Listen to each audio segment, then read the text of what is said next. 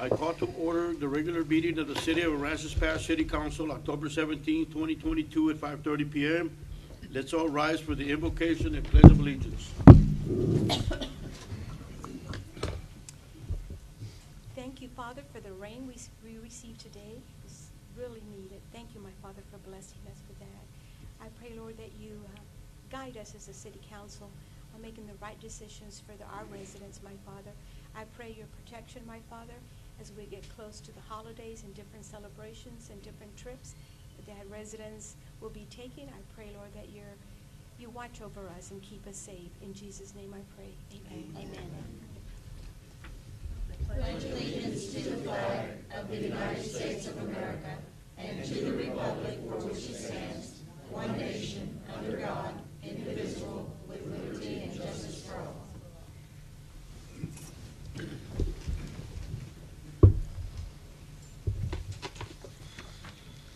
Okay, now we're going to go to a presentation and proclamations, which is an update on Little League project. Mr. David Flores.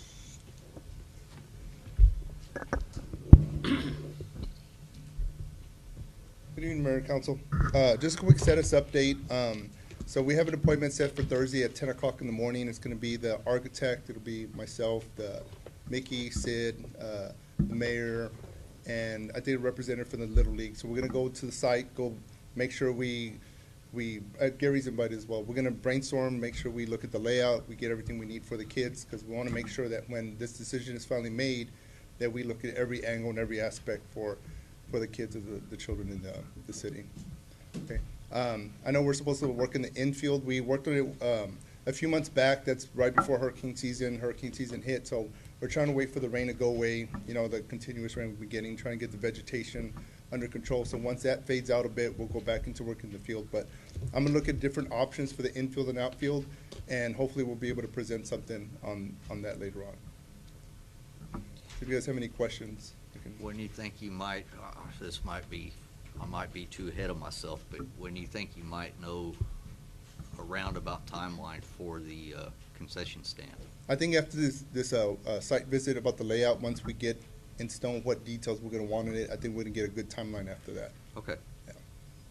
I could not promise it's going to happen for this season because March is literally around the corner, but because even if we started constructing today, it probably still wouldn't be ready by March. Yeah, I understand. Make sure we don't interfere with their registration and things that take Yes, place. correct. Yeah, around January they start. Yeah, correct. And that's all the updates I had from that. David. We're going to go to board and commission appointments. The Aransas Pass Crime Control and Prevention District. Mary? There's one vacancy on the Crime Control and Prevention District, and that's due to the resignation of Naomi Freeze. We did get some board applications. We've got one from Jerry Henderson, Juanice Butler, and I just passed out one this afternoon that we got from David Pfluger. So there's one place, but Yes, there's there's three only, people. Yes, ma'am, Oh, only okay. one vacancy. I'm sorry? Did anyone else that applied have a second choice, or was this everyone's? This was the only choice. No, nothing in between. What? Say that There's again? three that applied for that one Right, there's position. three that Yeah, applied I for didn't know one if position. anybody had a Right. second choice, like on their application. Okay. I don't believe so. You've got them right there in front of you. I can look. Get mine to come up.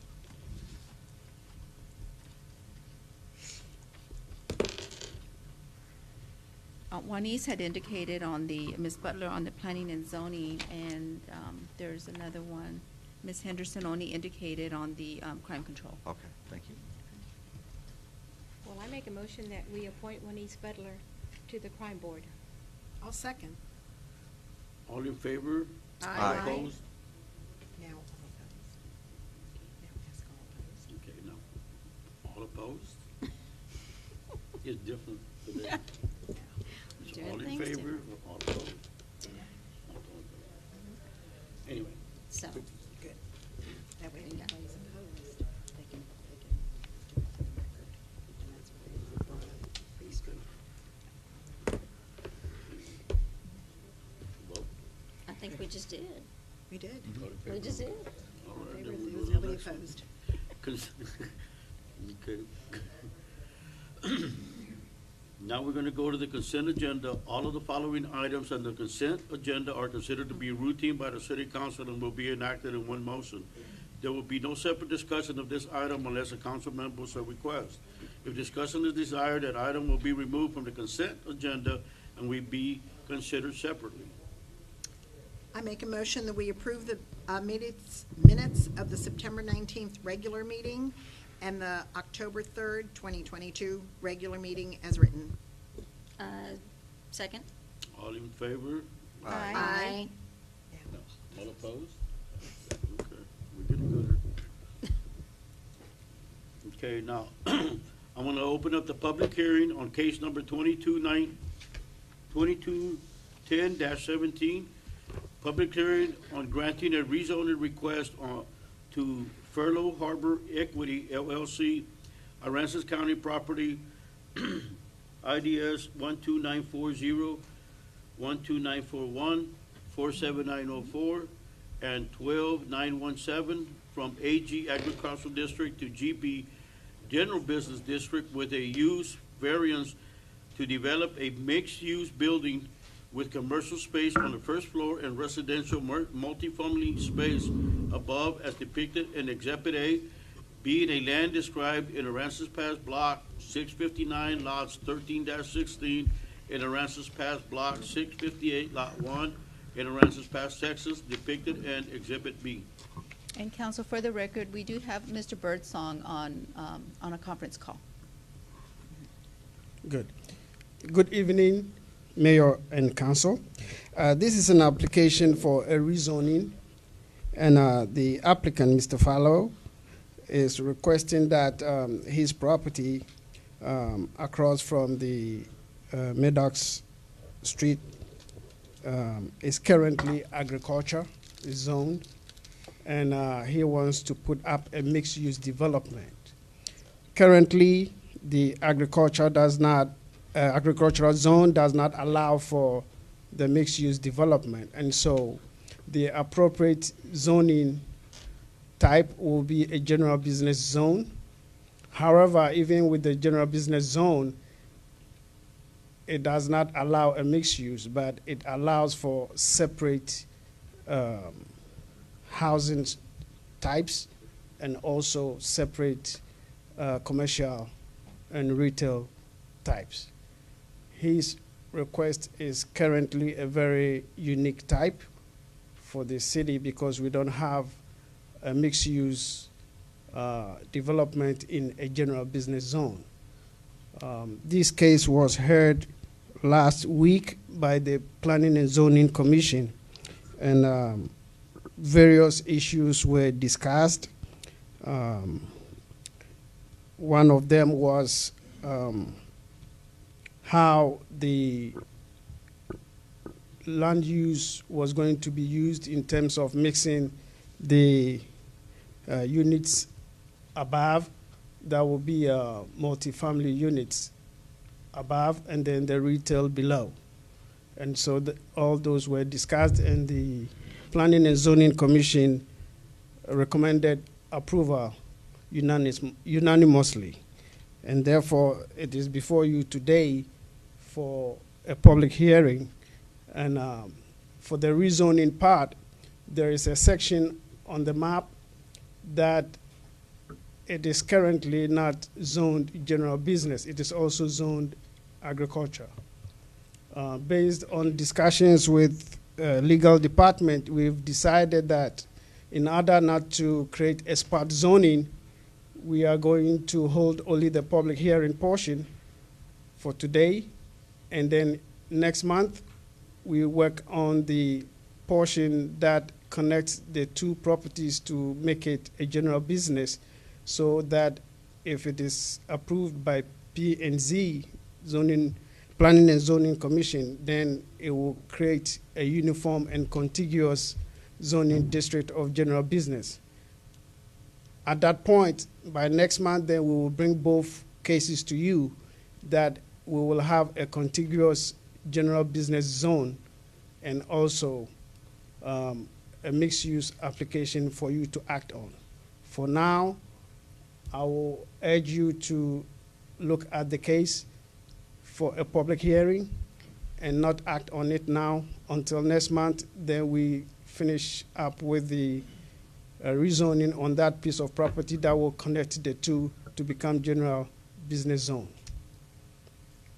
Is that piece of property you're talking about connecting, is that the city property that I read about? Because I read through that whole item, and they're wanting to rezone a piece of city-owned property as well.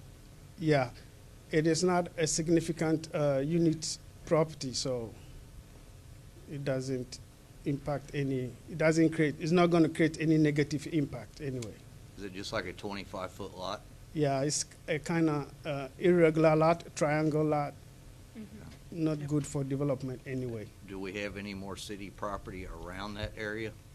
Yeah, but not close to what Mr. Fallow wants to develop. Okay. It's not adjoining like that. That's the. What's the flood zone for this property? Is it gonna have to be stilted? Definitely, yeah. It'll have to be stilted, yet the pictures don't show that. Which pictures? Oh, you're talking of the This- development? That one right there. Development. Yeah, for that one, this is a concept design. As we don't want to go too much into those technicalities with flood zones, and we are looking at rezoning. But he has to come up with some concept for you to look at. But all will be taken care of with the flood elevation certificate to meet the minimum flood zone. They're going to do some fill to the property to meet the minimum elevation. That will be engineered and everything will be done. But for now, I will recommend that you look at the rezoning aspect of it. This type of development is common throughout the state of Texas and Florida and every place else, but I would be concerned about the flooding and everything else. So if it's just to rezone, I'm okay. Yeah. The applicant is here, and if you have much more questions that you want to ask, he will be willing to give you a breakdown of what he proposes to do. So, go ahead. So my question is, that little piece of property across the street, we're rezoning, the application is just those that little area right there? Yes. The one, just, okay. Yeah, besides the one we will do next month for the city, these are the only two, the ones in yellow. Okay. So it's both pieces of property that we're Yes. asking to rezone? Yes. Just Okay, those two. all right. Okay. I think the small one, that's gonna be the parking lot you talk about, correct? That's Yes. going to be some auxiliary parking. Auxiliary So what- parking. And we talked about this a week ago with P&Z, and Micah Birdsong, his firm did the design. So what we did is we started with these lots that are down by the harbor, right by the seawall and the berm, and the city owns the berm, and that's the portion that needs to be rezoned, so it's not spot zone. So I guess we come back next month after P&Z hears that. But the 4 lots that are going to be the building site are on the north side of Maddox, and then I have one of those 25-foot strip lots on the south side just for auxiliary parking. We think we're going to be legal with our parking spots just on the basic site, but we have that for auxiliary because I anticipate parking is going to be tight down there, and I'm also trying to find some more. But they're 2 separate pieces. But the main one is this, that is the building site. So, and yes, as the council pointed out, we will have to get this to BFE +1 and whatever the federal mandates are. Sure.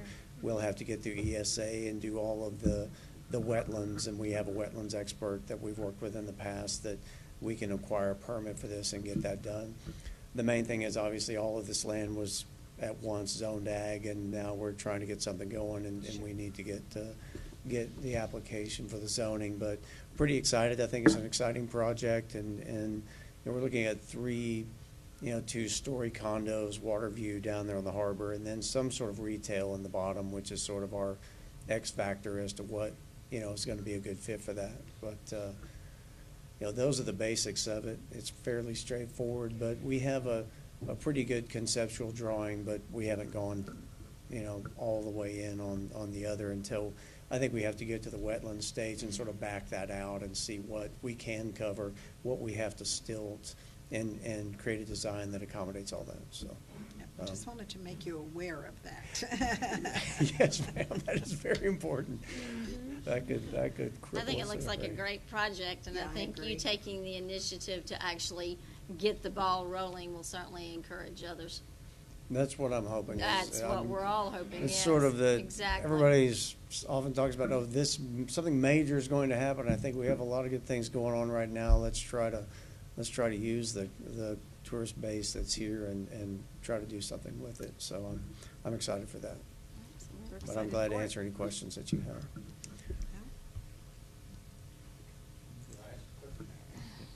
Sure. Are you gonna use Come up. So You gotta come up to- you wanna come up to the podium? And Hector Rios, 1044 South Commercial. Are you going to use some of it for vacation rental, those top condos, or is it going Yes. to be strictly? They're going to be short-term rental condos, and we may sell some of them and manage them after the sale. So yes, they're for, tourist families to occupy down by the harbor. Fantastic, great idea. Yep. That's what we need. We'll get the property taxes, the hotel occupational taxes, the sales taxes. All that good stuff? Yeah, I'm in favor of the whole area being general business. We need to develop it. We're missing out on a lot of money. Thank you, sir. It's my pleasure. any other questions from the public? You wanna come up to the podium? Scott Hall, I'm from Aransas Pass in Ingleside. I believe I have a couple of lots near what they're wanting to develop. That's my actual question is, are we just gonna spot that, or are we gonna do the whole area? That would be a major question for me. I would think we would only, I would say you'd have to answer that, but we can only change the zoning on property that is being owned by somebody else or wants to build, correct? Yeah, that's correct. mean- The city can initiate a rezoning of an area, Oh, okay. but currently what we are looking at is an individual request. If he has a property that he wants to rezone, we can look into that. I know there are some plans by other property owners who wants to, they want to come in and do some development. We don't know what type. Right. It could be a different type of zoning or development type. We will look into that. Right. So, yeah. I understand. Yeah, well, that's why I wanted to make sure. So, and he said, can you rezone all of it? Does that answer your question? Yes. Okay, good. Okay. Thank you. Any other comments? I think we just made it now. There you go. I just made a new friend. There you go, your new neighbor. All right, I'm gonna declare this public hearing closed. And Now we- we're gonna go to consider an act an ordinance granting a rezoning No, he request. said, No. no. No, we're not gonna do We're not that. gonna do that. We're not gonna act. Table it. We're gonna Oh. table that, okay. Okay. Yeah, table it till next month. We'll bring it back, not the action. Right. That's it. You're right. I make a motion to table the public hearing for granting a, No. No, consider an act. oh, wait a minute. The ordinance granting. Ordinance granting okay.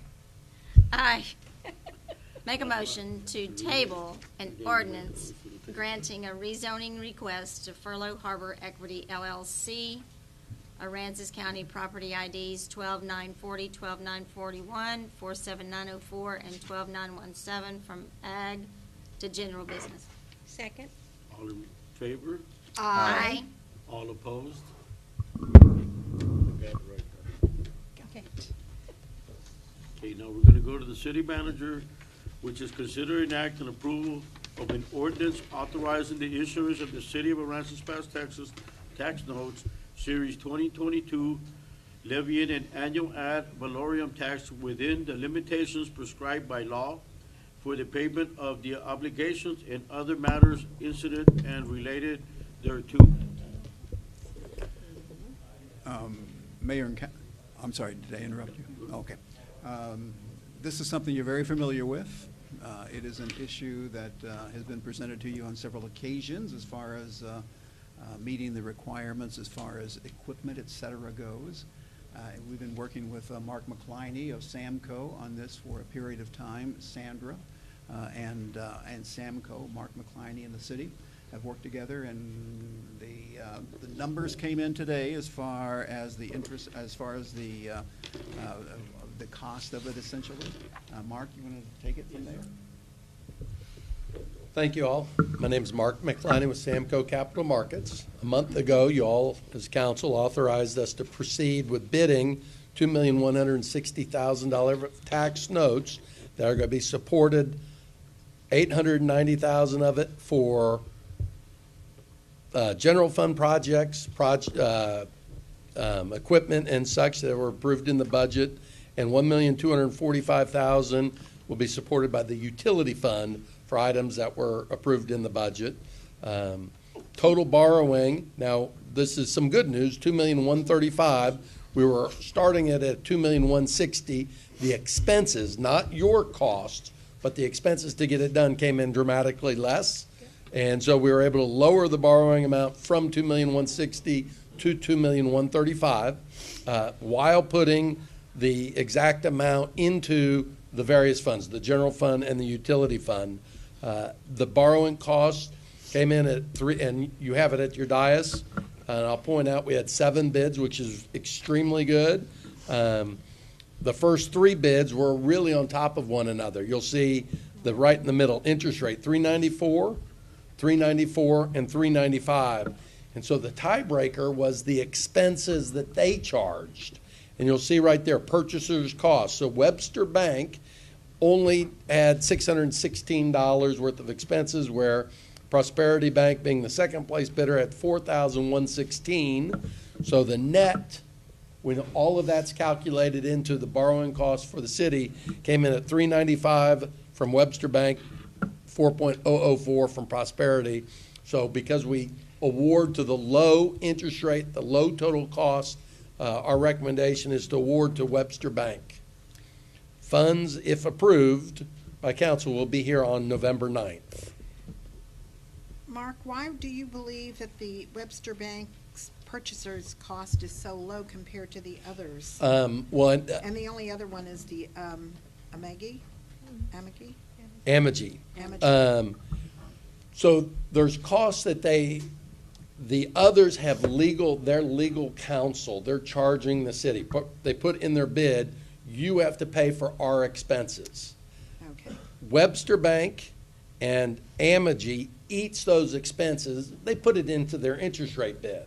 Right. You'll notice the last place bid, TIB, that's Texas Independent Bank, they charge nothing. Now, they also have the higher interest rate. Sure. But sometimes by charging nothing, their higher interest rate will jump people that have lower interest rates that have a higher bid. In this instance, they didn't. So the only fair way to the city is to calculate everything the city would have to pay. So if someone charges more for expenses, we have to calculate that in. And that was turned out to be the tiebreaker on this one. Excellent. Okay.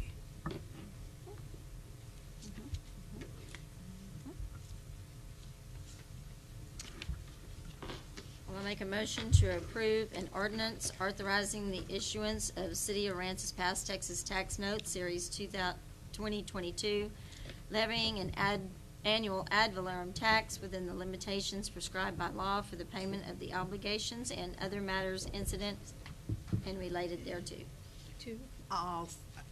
You need to say who it's to, Webster Bank. Yes, to Webster Bank. I'll second.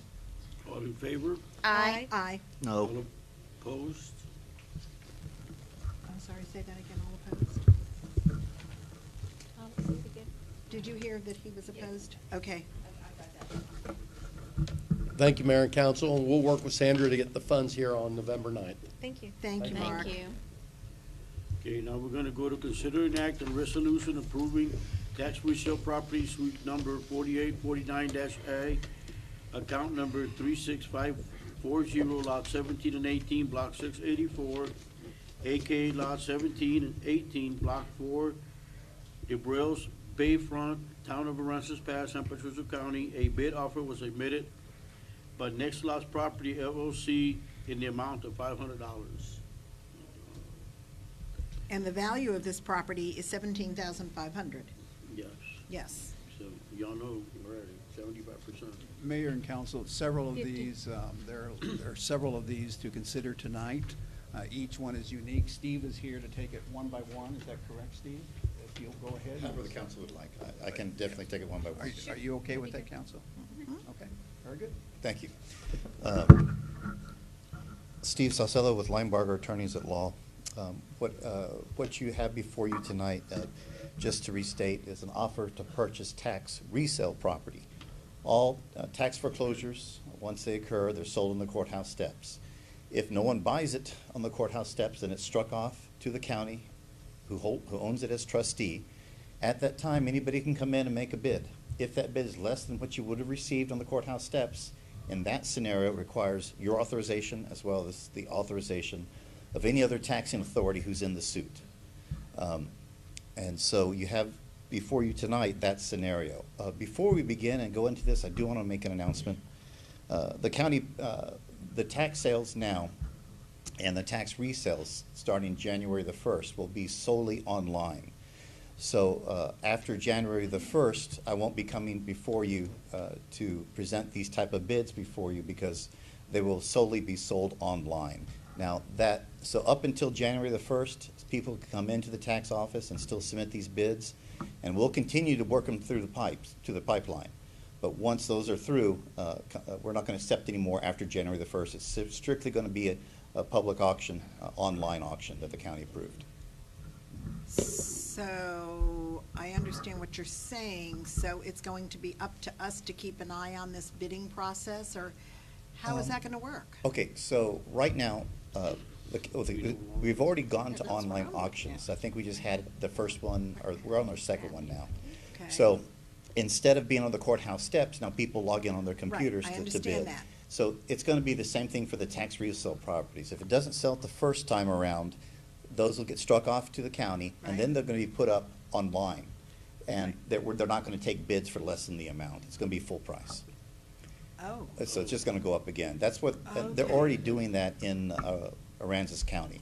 So after January the 1st, we won't accept any bids for less than the full price. What about the liens and stuff that are on these properties? Because that's always been an issue with us, that there's several liens on the properties.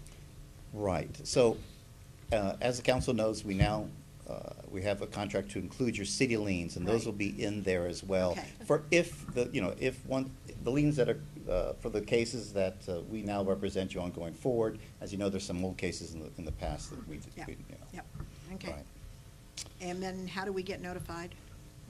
How long does the bidding process go on? Oh, well, okay, so I know it sounds a little confusing. So instead of a bidding process, it's just The going to be auction process. It's just going to be a second public auction on the first Tuesday of every month. So they're going to be held. So it's one day. One day, One first day. Tuesday of every month. Regular auction, once that closes, second auction for the resale. Okay. And so people, go ahead. So what if they're never sold, you know? Well, we'll cross that line when we get it, Okay. but we anticipate them selling since the market's really opening up on online auction. More people bid, statewide bidders. And already, I think we only have 4 properties, don't quote me on this, that Okay. don't have bids on them already. And so Okay. we'll reassess after a year, but I anticipate, just like in Aransas County, people will buy these at the tax resale. Okay. So we won't be Okay. having you come before us with someone offering like $10 for a property or something like that. Right, that won't happen, and we're gonna take the bids we already have up until January 1st, Okay. and you'll see me for those bids, but anything after, eventually you won't see me here for this, I guess is what I'm saying. Okay. So now we're on to the first one. My question is, yes. I can't figure out where this is. Okay, there should be a packet we gave you, the bid analysis, Yep. and there should be a map Well, there is. in the but it's- back. Oh, did I miss something? I think it's probably part of, Oh, I can, I didn't see that. Is it, we have that? it's let me give you mine. I didn't see the map. not on this I mean, one, we but- just have something This. that looks like this. Oh, that, Right. right, that's it. So that doesn't show us Yeah, it anything. doesn't show us where It it's says at. Huff Street, North Bay. Doesn't even say that, But, Oh, it doesn't? unless we're on a different one. You should have this at the very end. This is like. At the very end? Oh, okay. If you go to the very end of the copies It is. of the item, it's there. The very end of the agenda item. Yes, it's there. Okay, let's go back. Okay.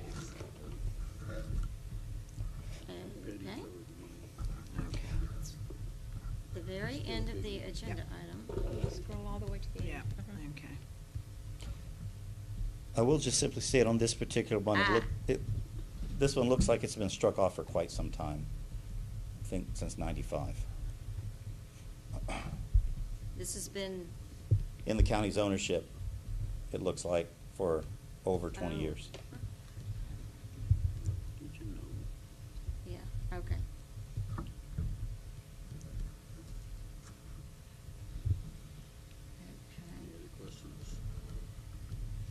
One other announcement, same policy will continue. I have to bring this before you. If you do approve it, then I bring it into the school district and the county. Correct. And anywhere along the way, if somebody wants to come in and give a competing bid, we'll have a bid off between whoever won tonight and whoever gets the bid in the future. And it's not over until the final entity approves, and it's the county. So I'll take it here first, school district second, county third. Well, I still have I know we set a bar there that any property, whether it has no water or sewer access, the minimum bid that we were gonna accept is 50%, and this one is at 2.85. Oh, okay, So this is way below that, so that was just, I wanna make sure that because we said that because we were getting very low bids like this one, and they turned right around, even though I know he was before us a few council meetings back, and he said, well, I resell them to other, residents that want to buy, and they can't afford to go through regular, bank or, get their finance that way, so I carry the note. But it's sold at a lot higher than what we're receiving. So I'm not for this, even though it's been in the roll for however many years, because we're not, land is coming, And this is to be really important. I don't want to just give something for $500. I'm against it because I'm where, against it. I'm I against it agree. because of where it's at, that's, Well, regardless of where it's at, Yeah. it's still, we Yeah. still have to stick to what we set. yeah. And he bid $500, and that's for 2 lots, not just one. You know? Just for purposes of information, we don't have a position on it. We solely leave it to your discretion. Sure. We're just here to do our duty to present these. Correct. But I will mention this, when it goes to current value, and we did provide some other information, but you'd have to dig in there. That's the current value as of the day they gave us the bid. I will say the appraisal district has lowered the value in this particular one To down to $53.95. $5,395. Yeah, they took $10,000, almost $12,000 off. And I of think it that would still. knock it down to that would make it, raise it up rather, to 9.27% of the current value. I'm just, I know. I don't have a know, position, I'm just I know, telling you're you just giving us facts. the facts. I mean, he wants to pay $250 per lot, really, is what he's offering, because it's 2 lots for $500. That just doesn't make Okay. it, for me. So Okay. I'm, I make a motion to deny approving tax resale property suit number 4849A, account number 36540. I'll second. Go All in ahead. favor? Aye. All opposed? Consider an act on a resolution approving the resale property suite number S-03-1282 TX, account number 36458, lots 25 and 26, block 589, City of Aransas Pass, San Patricio County, Texas, located at 240 South Road Road. A bid offer was submitted by Next Lots Properties LLC in the amount of $1,600. Same thing on Same this thing. one. This is 75% is what we were asking because it has water and sewer access. So I make a motion to deny this resale, tax property resale suit number S-03-1282 TX. I'll Second. second. All in favor? Aye. All opposed? Okay, we're gonna go to consider an act of resolution approving the tax resale property suite number S-07-1213 TX, account number 42822, 0.263 acres, more or less, being a portion of Lot 2, Lot 16, Burton Danforth subdivision, San Patricio, Texas, located at 1166 South McCampbell. A bid offer was submitted by Next Lots Property LLC in the amount of $12,000. Again, I make a motion to deny this request, tax resale property, suit number S-07-1213TX, account number 42822. I'll second. All in favor? Aye. Aye. No. All opposed? Did anybody vote? Okay. He voted. Okay, consider an act on a resolution approving tax resale property suite number S-10-1162X2TX, account number 35500, lots 11 and 12, block 248, City of Aransas Pass, San Patricio County, Texas, located at 22 9th Street. A bid offer was submitted by Nextel Lots in the Nextel Lots Properties in the amount of $12,000. Okay, let's see on this one. How many lots is this? One or two? Two, lots 11 and 12. Yes, 11 and 12. Let me see if I have a picture. And it has a current value of 115,000. I think that one went down to 109,709. To 109? 109,709. And he's only. There's a home on this one? It says land and improvements, but I don't think it's a house. Let me take a look. So how on earth can two lots be worth $100,000 and something? It must have something. But I'm not seeing anything on the picture. Same difference as the other ones. Yes, there is a structure there. Oh, there is a structure there? On the picture on the pictures that are attached at the end. I guess it's a house. And And then this one has a note that it might be salvageable, but it may not. Well, that's not our problem. but it has water and sewer access. Right. And he's giving us very low offer bid for this property. Mhm. So I make a motion to deny tax resale property suit number S-10-1162TX, account number 35500. I'll second. All in favor? Aye. All opposed?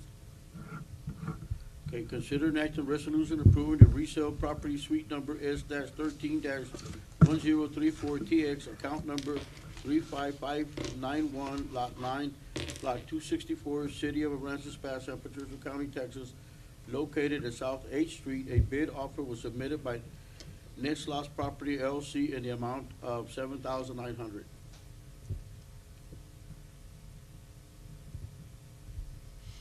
looking. Yeah. What's the value of this one? The value at the time the bid was submitted was $18,900.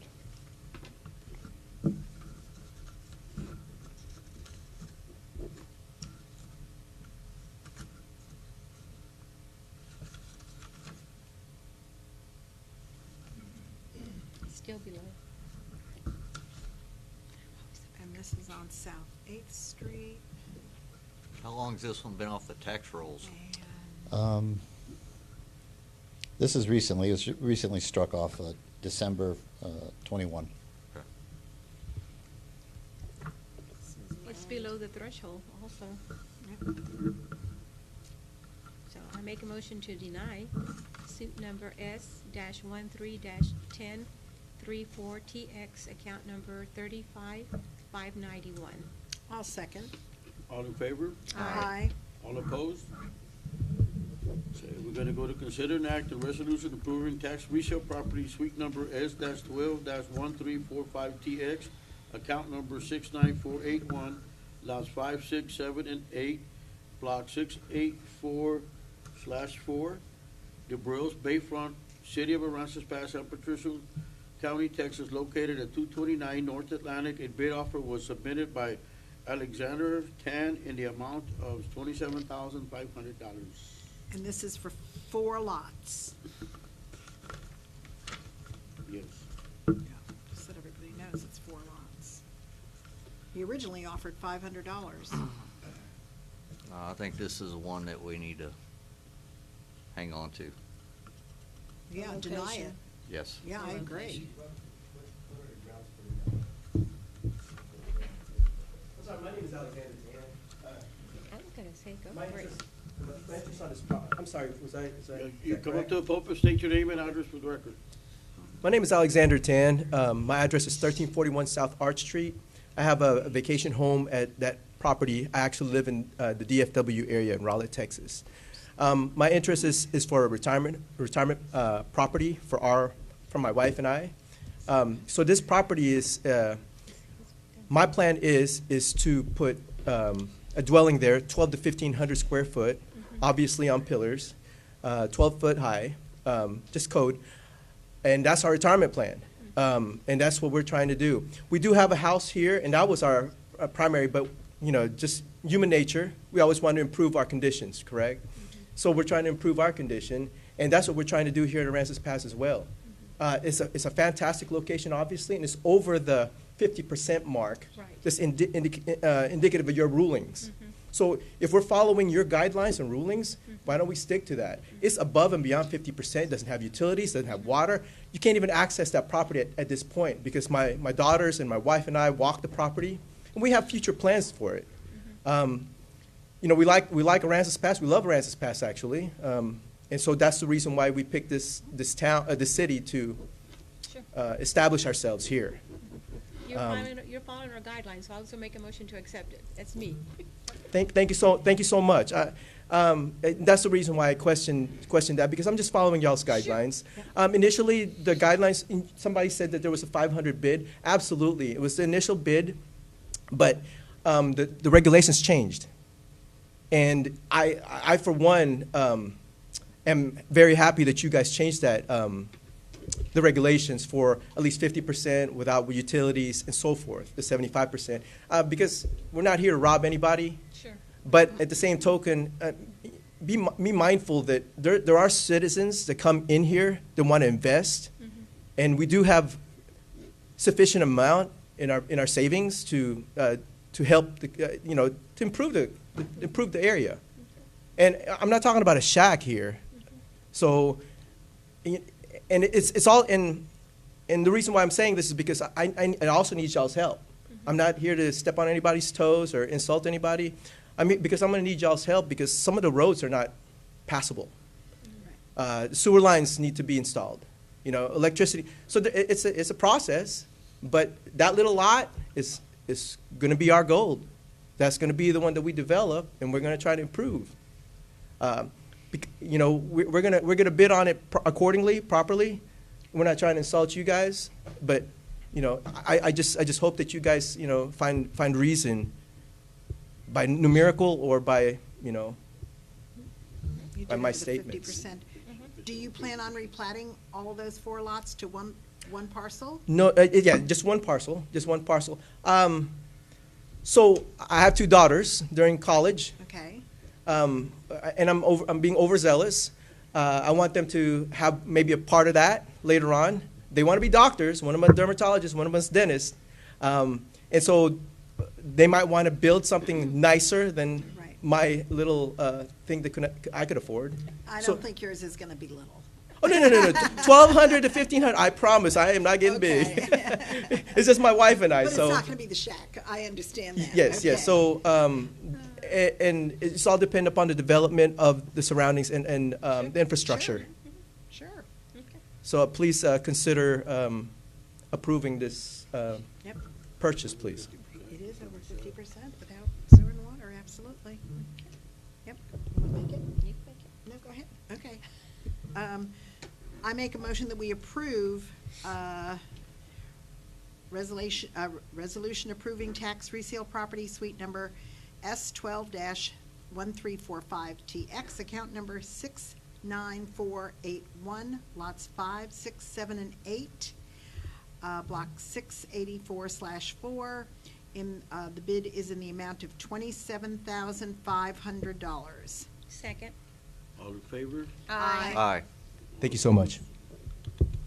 Okay, Welcome. We're gonna go to Okay. consider an act. Okay, wait, go ahead. Excuse me, can I say something to you, council, please? Yeah. Thank you very much.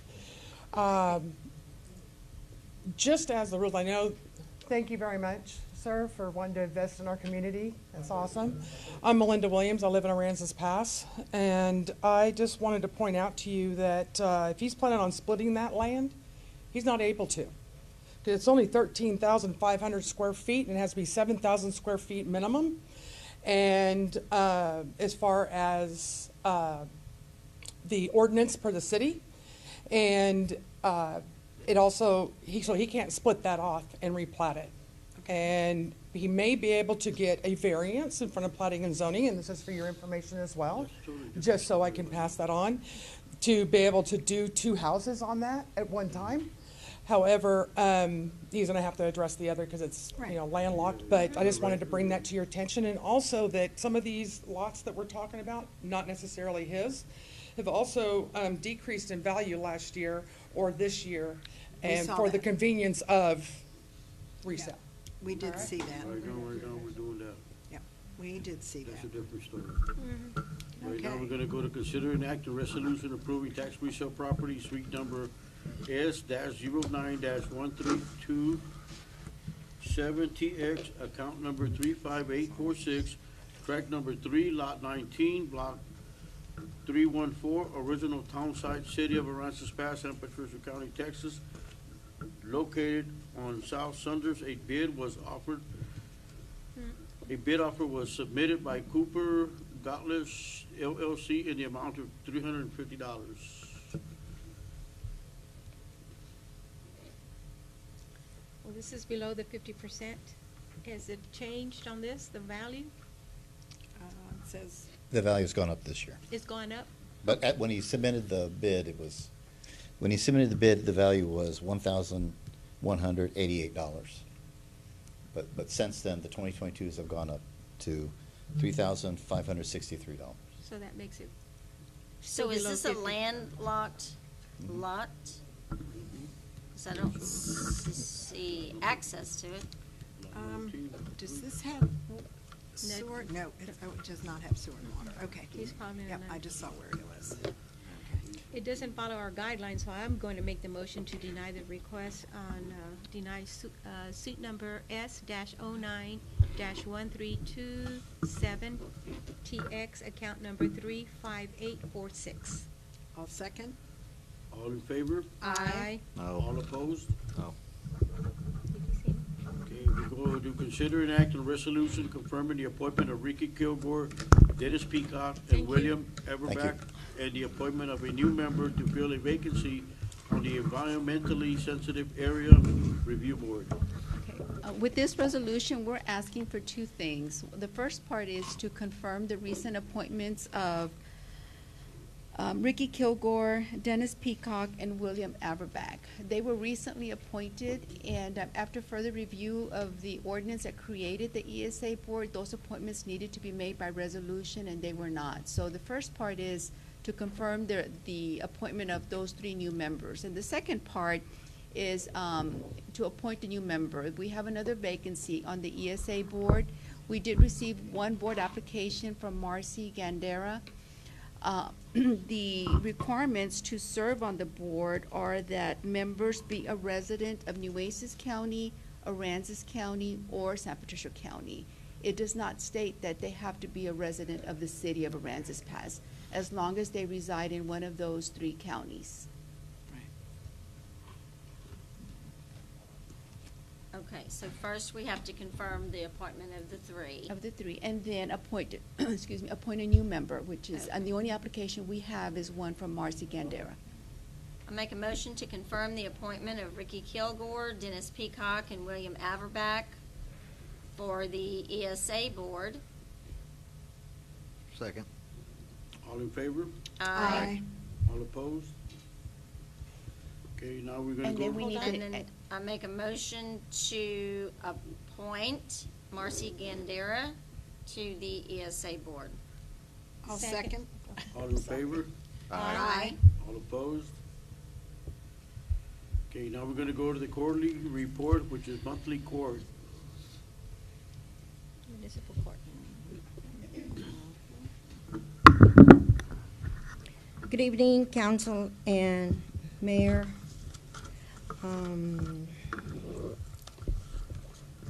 our quarterly report, excuse me, for the municipal court.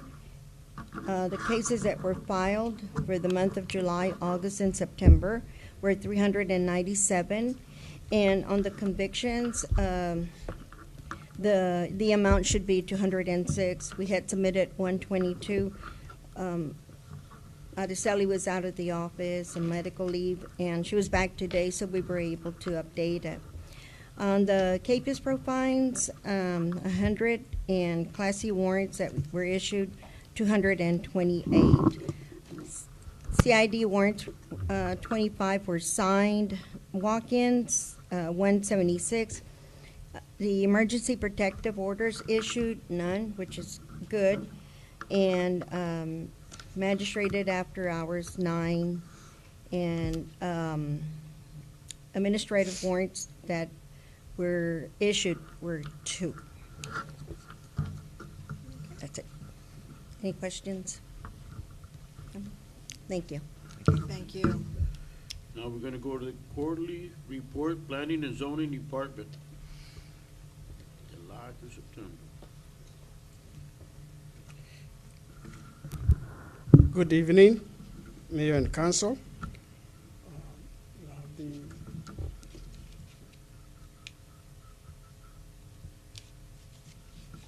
Yes, thank you.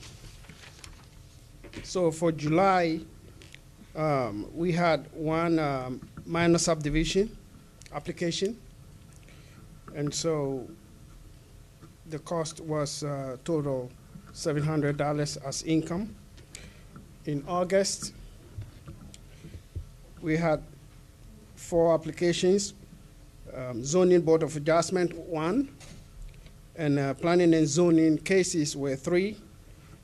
Total revenue to the city was $800, as you can see from the graph.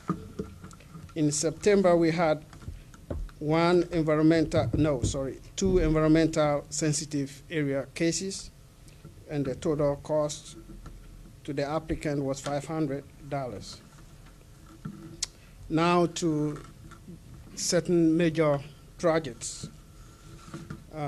With the Great Egret application that was approved some time back, the applicant has come back again that what was approved is not financially feasible for them to do the project.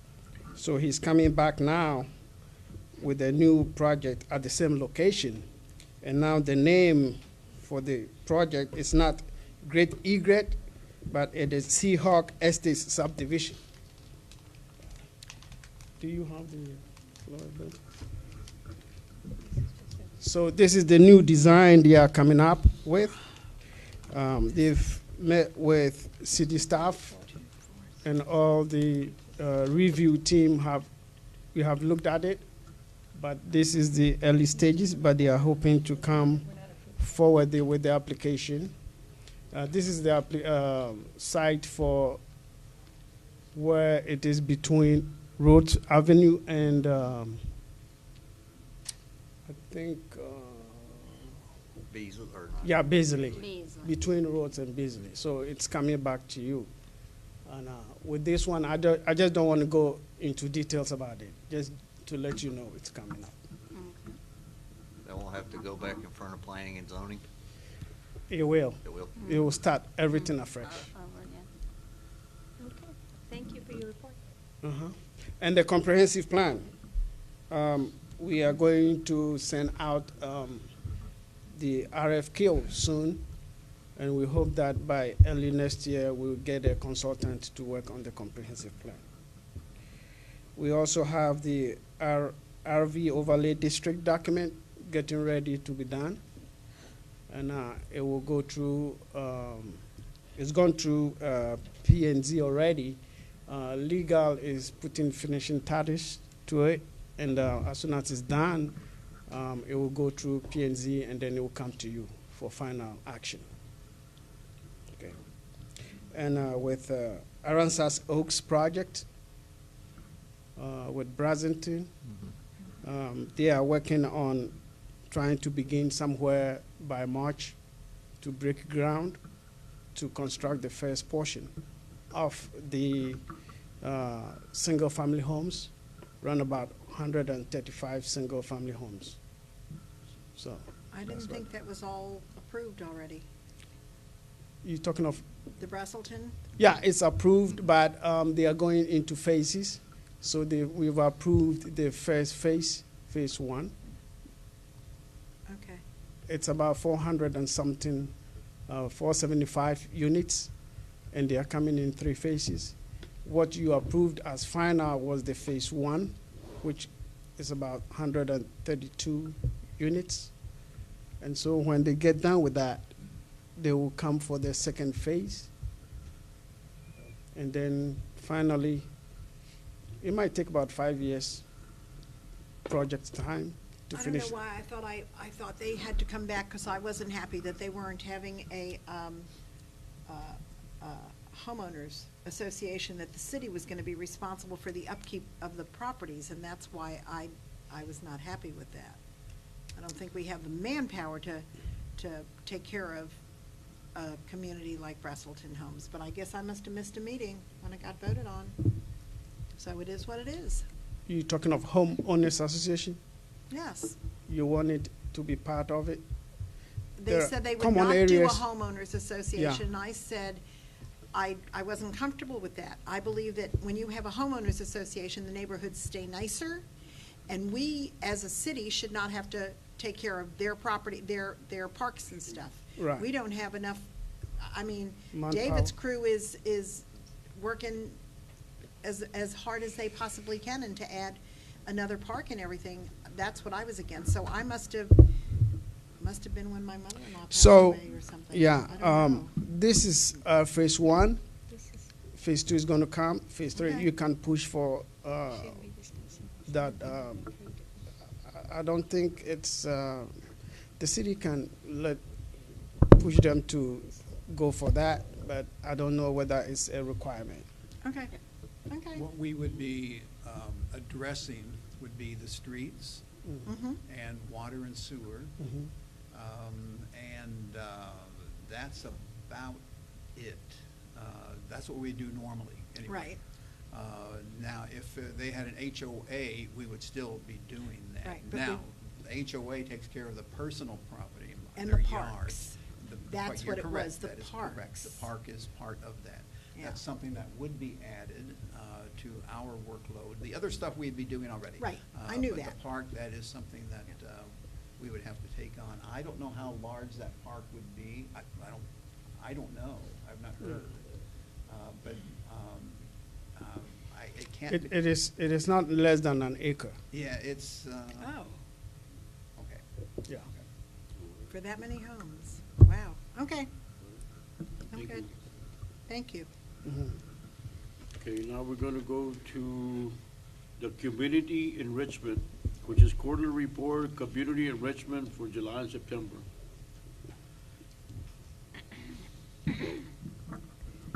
Good evening, Mayor and Council. This is a report over, as you said a moment ago, June, July, and September. I would be dishonest to say that I wasn't excited to present this report, being able to include in it a few numbers collectively for the entire year of 2022. When I arrived last November, 2 of the departments that I took responsibility for, it was explained to me were in very serious need for some extra elbow grease and rescuing. And so I'm very excited to move forward with this report and show you guys. We'll start with the Aquatic Center. We had a very busy summer this year at the Aquatic Center, and truly our hats off to our team members. We were one of the few locations that did not really struggle finding lifeguards to staff the pool for the duration of the season. And I would like to add in there that we extended the season this year, and the team did phenomenally with being able to handle that. We did weekends in September, which was a new occurrence for our pool, the Aquatic Center. Before you are a couple of our new events that we have not previously done at the pool that were all successful. For this quarter, we saw Total revenue, and this was for the summer. Again, now that we have closed September, we are able to present these final numbers to you. Our total revenue, April 1 to September 30, 2022, is $249,396.07. Seven's a good number. In our community sponsors, we were able to sell $13,500 in revenue. We are overwhelmingly thankful to our community sponsors who made this an incredibly successful season alongside with our team members. Our community presence this quarter, Independence Day and Adult Night in July. August, we did our first ever weekend swim. I'm so sorry. In August, we began our weekend swim as our team members began to go back to school. September, open on the weekends as well. That was our extended month. We did Labor Day, Swim Day, and we also continued to offer our exercise days during the week. And then we have, the last few weeks, closed our property and prepared for fall as our pool manager and staff was ready for a much-needed break. This is the number where I'm extremely excited to report, taking into consideration that we had a couple of off years, a hurricane, 2 with the pandemic. Counting those aside, our average pool attendees stayed about 2,000 annually. For this last year, our pool attendance was 33,706 guests. And I do have Norma here, our pool manager. If you'll stand up real quick, Norma. Yes, thank you. Thank you very much. What an incredibly incredible. tough team. Yes. That was some numbers. Yes, great. So, that was a great feat. yes, it was. Good job, Norma. At our library, coming onto the team, I was explained that this was an incredibly already successful department, and truly, Lil and her staff do an amazing job. Here are some statistics for the quarter. We continue to see good numbers. There are some things I would really like to brag on this team for doing despite the pandemic, bringing things back. They've increased their story time numbers and they're holding those strong with really good attendance. And they were able to bring back the much requested GED HSE classes. Good. They're being held every Tuesday nights at 6 p.m. And I am a strong believer that this is a huge commodity to the community. And so congratulations, Lil, and her team as well. Next slide, please. Nice. Good job. Thank you.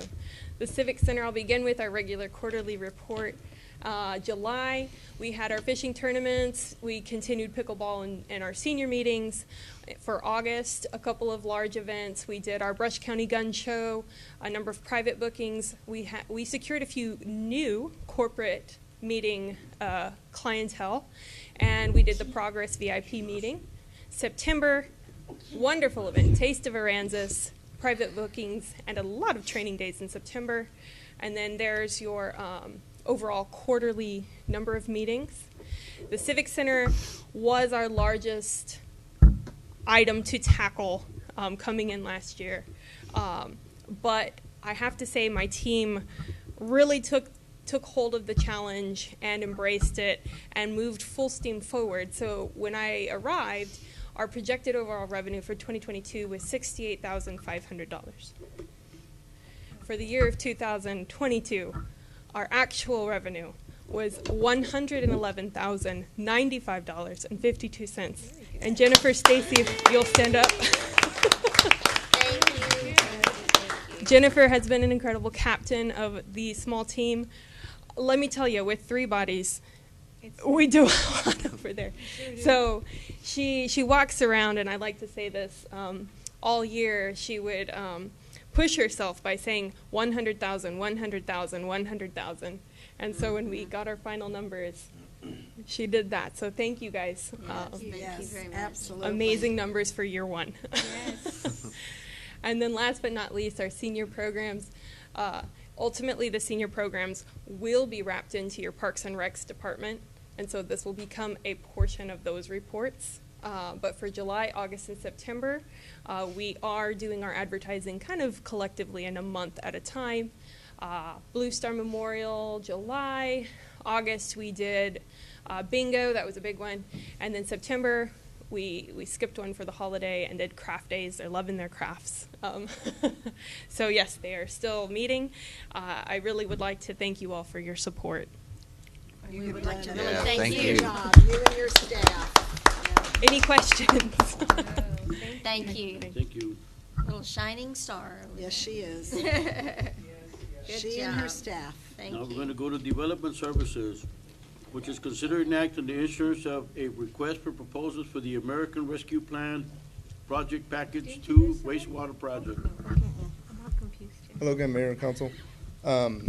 This is a 12-inch wastewater line. This is go from down McClellan from 11th and 12th Street, from that alley all the way down to Avenue A. It's about 3,500 linear feet.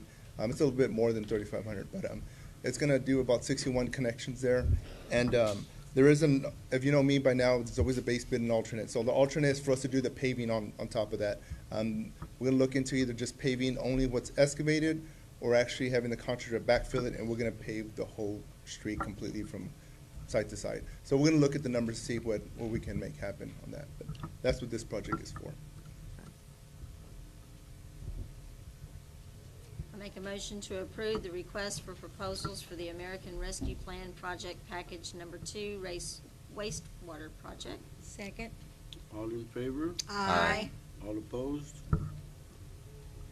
Okay, now we're gonna go to consider an act and approve and change order number 1 to the contract with Max Underground Construction LLC for the 13th Street, West Wilson Avenue, and West Nelson Avenue drainage improvement in the amount of $95,839.27, which will be covered by the CDBG grant and for 120 additional calendar days. I did ask for a representative from Madura, but he had a family emergency in the last minute, so I'm going to go and cover these change orders for him.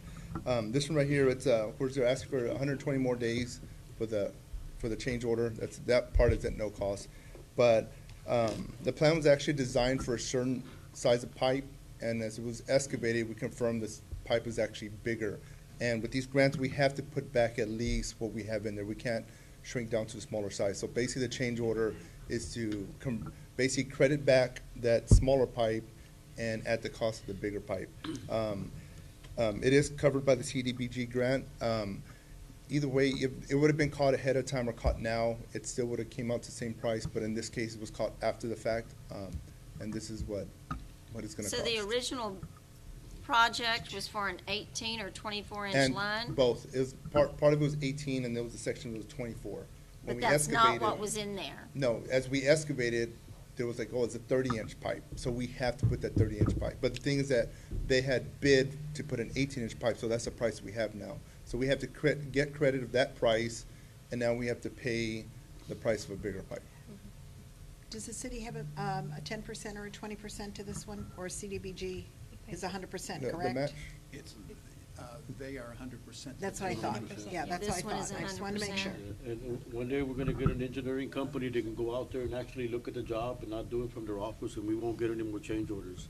Because this is something that's pretty like crazy to me, that you're actually an engineer and you literally cannot bid a job and know exactly what you're doing versus just take it for granted that we only have this size of pipe. There's different mechanisms that they could have used for the amount of money that they're charging to be able to go in there and size the pipe. And it is very frustrating to me that the engineering company that we have literally does not go out there and look at the jobs. They just quote the jobs from their office, or I don't know from where, that they don't really pay attention to it, the way they really don't even know what job they're putting out there. They're just, I'm beside myself in that. I can't see how an engineering company cannot literally do a job for the city of Aransas Pass that you don't have a change order because you were not smart enough to know the extent of the job. Is this, Anyway, is this wastewater?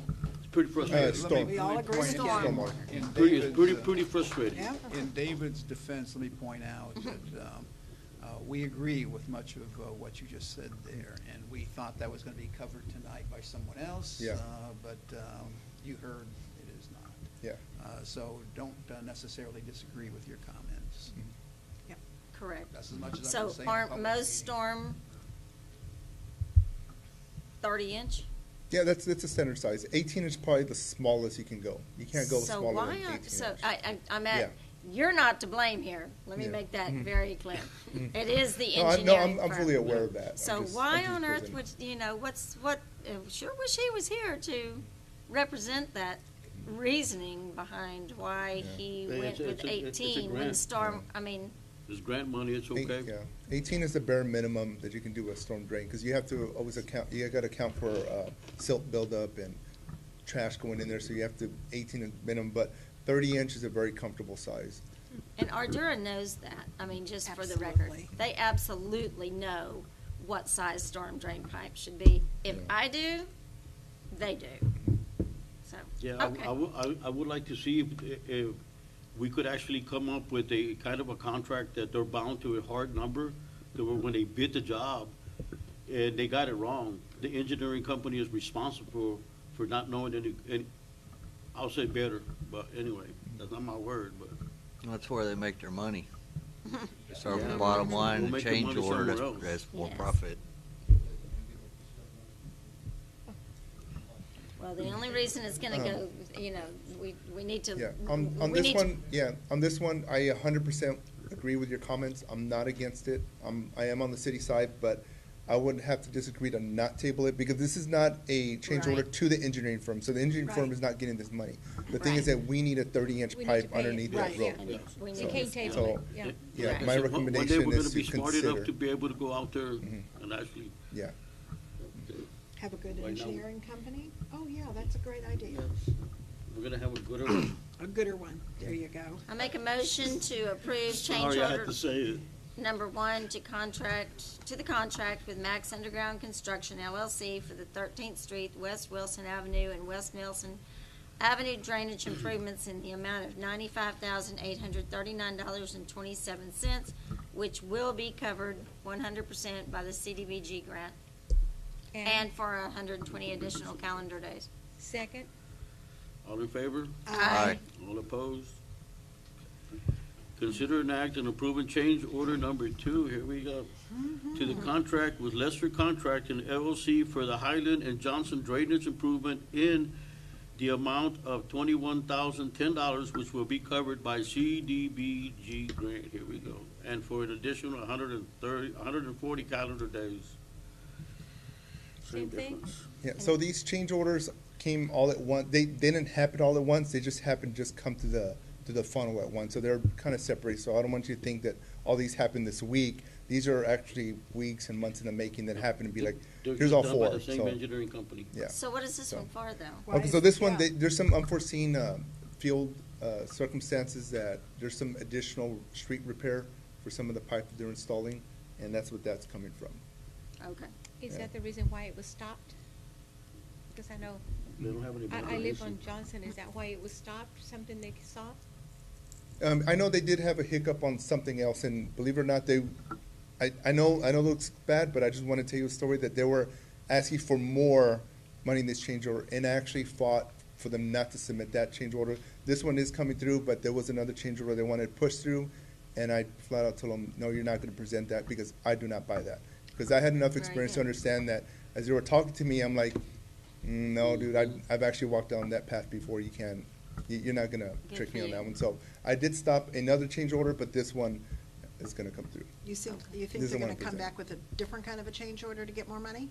He's No. not. He No, said no, he they did try. deterred that from happening. And I had a long, very Good.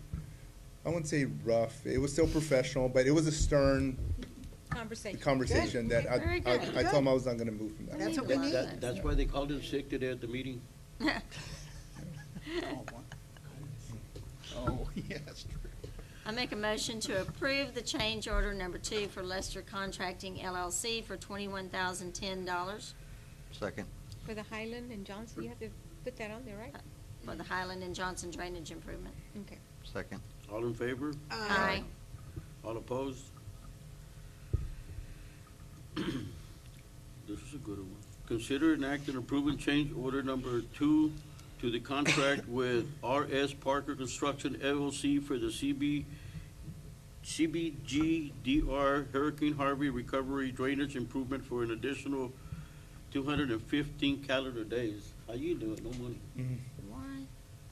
It's just So for what's additional? this one? Just Uh, the so- days? Just additional Yeah, this days. is for additional days, correct. But there's also I guess I didn't put it in the background, but there's some additional 5x7 culvert boxes I can install. So originally, it was designed with an open ditch by one of the residents, and so they're recommending to put boxes so we can actually close that ditch, because that open ditch was too close to the home. So installing those boxes is what the 157,000 difference is on that one. And that will make a big difference there. Yes, instead of having an Yes. open ditch, we'll close it, and it'll be a safer situation. So that was like down at the North McCampbell area? Yes, correct, right. Very correct. good. Okay. I make a motion to approve change order for Hurricane Harvey recovery drainage improvements. A no-cost additional, what? Do I need to add that? 215 calendar days? And an increase for some needed culverts. What, is that To part of it? R.S. Parker. It's all Oh, over to the R.S. place. Parker. For $157,572.50. I don't think it's part of that. There you No, go. no, no. No, No, what? no, Am I reading the wrong one? Time out. No, wait a minute. Let's go to, It's 9. 9-4. 9-4. Oh, I'm on the wrong one. You sure are. Thank goodness. Thank goodness. Okay, well, I don't even know where I'm at. 9-4. Do you want me to do it? Yes, please, because now I'm I make a lost. motion that we approve change order number 2 to the contract with R.S. Parker Construction LLC for the CDBG-DR Hurricane Harvey Recovery Drainage Improvement for the additional 215 calendar days at no cost. Second. All in favor? Aye. All opposed? Okay, we're gonna go to consider an act on approving change order number 3 to the contract with Jerky Excavation for the DeBerry Saunders and Greenwood Drainage Project for an additional 30 consecutive calendar days. So this is just days. Yeah, it's no cost. It's just so we can meet the minimum GLO guidelines of their schedule. That's what it's for. This is just So it's just days. 30 days, $0. Okay, well, I'll make a motion that we approve change order number 3 to the contract with Gerke Excavating for the DeBerry, Saunders, and Greenwood Drainage Project for an additional 30 consecutive calendar days at no cost. I'll second. All in favor? Aye. All opposed? Okay, now we go to the quarterly report, which is Public Works. You still there? He's not Yeah, moving. I know, I was supposed to present the quarterly reports last time, but that's when I had COVID, so I had Sid present them, so it's officially my first quarterly report. And then I saw Kalen's presentation, and I'm like, oh, they should have put me before Kalen. It was so nice and fancy, but, yeah, ours is just basic statistics. Just basic. There you go. Yeah, so I can go down one by one. I don't know what you guys Yeah. prefer, but I just go one by one. If you have any questions, you can just ask me. All right. Thank you very much, David. On the street and drainage, I just want to point out, the second to the last is the street paved by 100 linear feet, and it says 85. That was meant to be streets bladed. So we have some paper streets, so we still have to go run with the motor grader, and that's what that was for. So we didn't pave 8,500 linear feet of street this month. We bladed limestone and sand, basically, in a nutshell. Okay. We believe you. Okay, now, we're gonna go to the quarterly report for the building department. See, this is a little bit more fancier. Where's Kalen at? One time words. Yeah, so this one is just our building permits. If you go down to the next one, it's how much money we brought in. And the very last one is basically a comparison from 21 to 22. So you can see the dollar amount, about 10 grand less than last month, but it seems like we have less residential building than last year and less electrical. We're up on the mechanical side, but everything else is pretty comparable. We've had 0 demolitions compared to 6 of last year, but that's probably what's accounting for the $10,000 difference.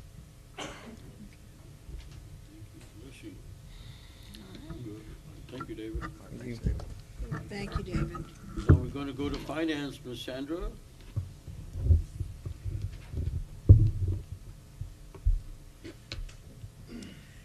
Good evening. We're going to be doing the month of August. We're in the process of closing our fiscal year, so we don't have September yet. If you want to just go to the graphs, Gary. Thank you, sir. Okay, here, if the graphs are just represent, this is our budget versus our actual. Most of our departments were surpassed the budgeted revenue for the month. There were a couple of departments that didn't hit the mark. If you want to go to the expenditures, the same thing with the expenditures. Most of our departments were under budget. There was a couple of departments that didn't quite hit the mark on that, but that was just for that one particular month. If you want to go ahead, overall for the month, our revenues exceeded our expenditures. This is our property tax collected year to date. As you can see there in the graph, as of August, we've collected $6.1 million for this year compared to last year at 5.3 and the year before that at 4.8. The following graph is one of my favorites. It's the sales tax. As you can see, 2018 was right after Harvey, which were at one of our highest, which is at 2.3. But you can see 22 now at 2.6. That just goes to show that our revenues, our sales tax are increasing. We're growing, which is a good thing to see. The next slide is our revenue collection, sales tax collected year to date with the crime control, MDD, and the city. We collected $4.9 million, almost $5 million in sales tax. 2.6 for the city, 1.1 for MDD, and 1.1 for crime control. The following slide, another one of my favorites, is the water connections. As you can see, in 2018, we had 4,045 connections, and you can see the graph slowly growing and growing.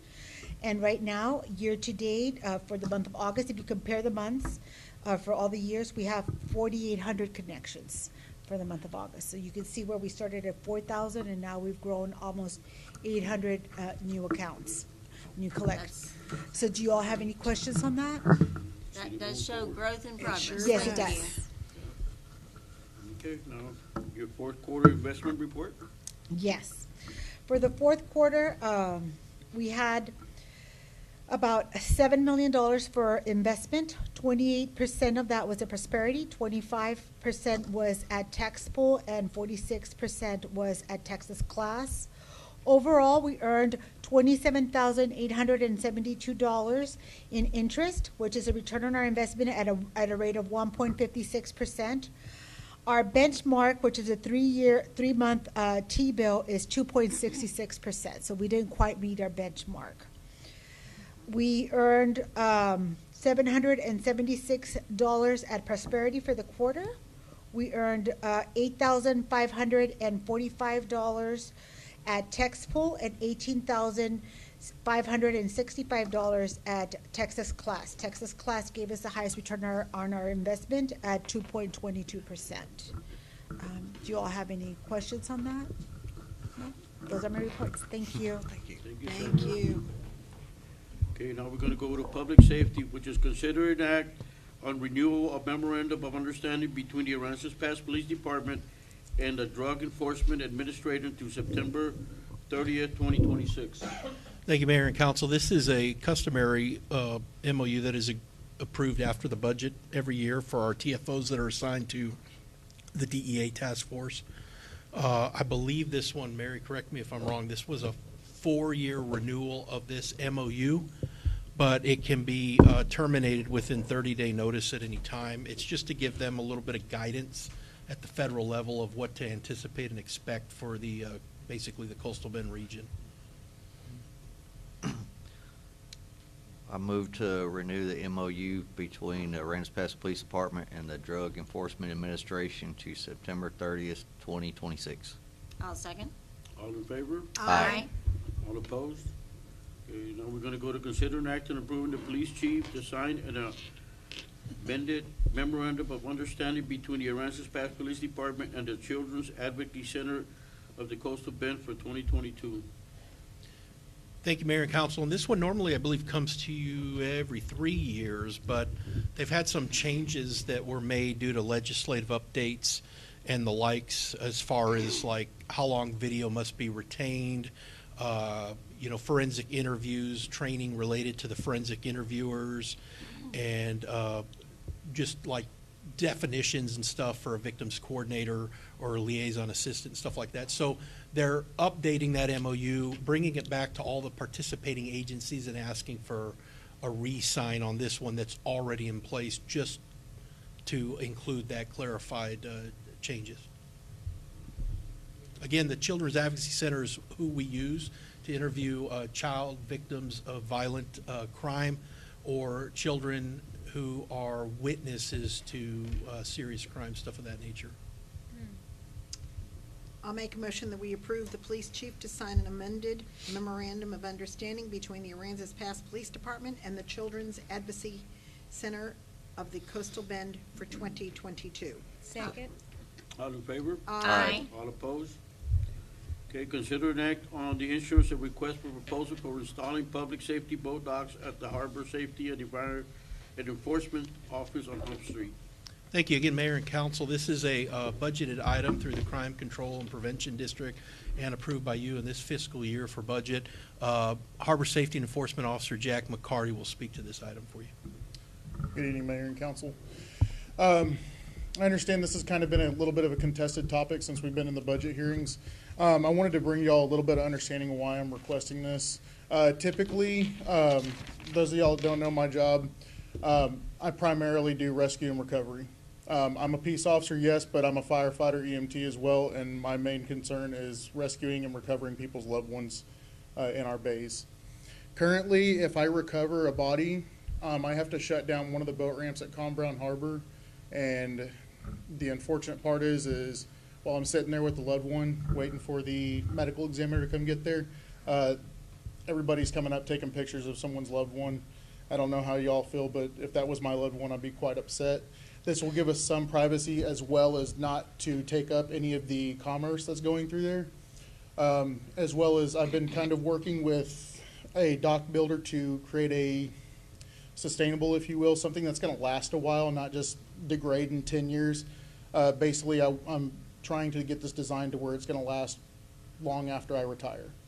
That's using polymer planks and such, and this will also have a boat lift there so that way we can have a ready boat. Not sure if any of y'all ever been in a near drowning, but currently it takes us about 10 minutes to get to the office, get dressed out, and then get on a boat and get out. 10 minutes is a long time to feel like you're drowning and need rescue. Again, my purpose of being here is to preserve life and to care for our people on the water.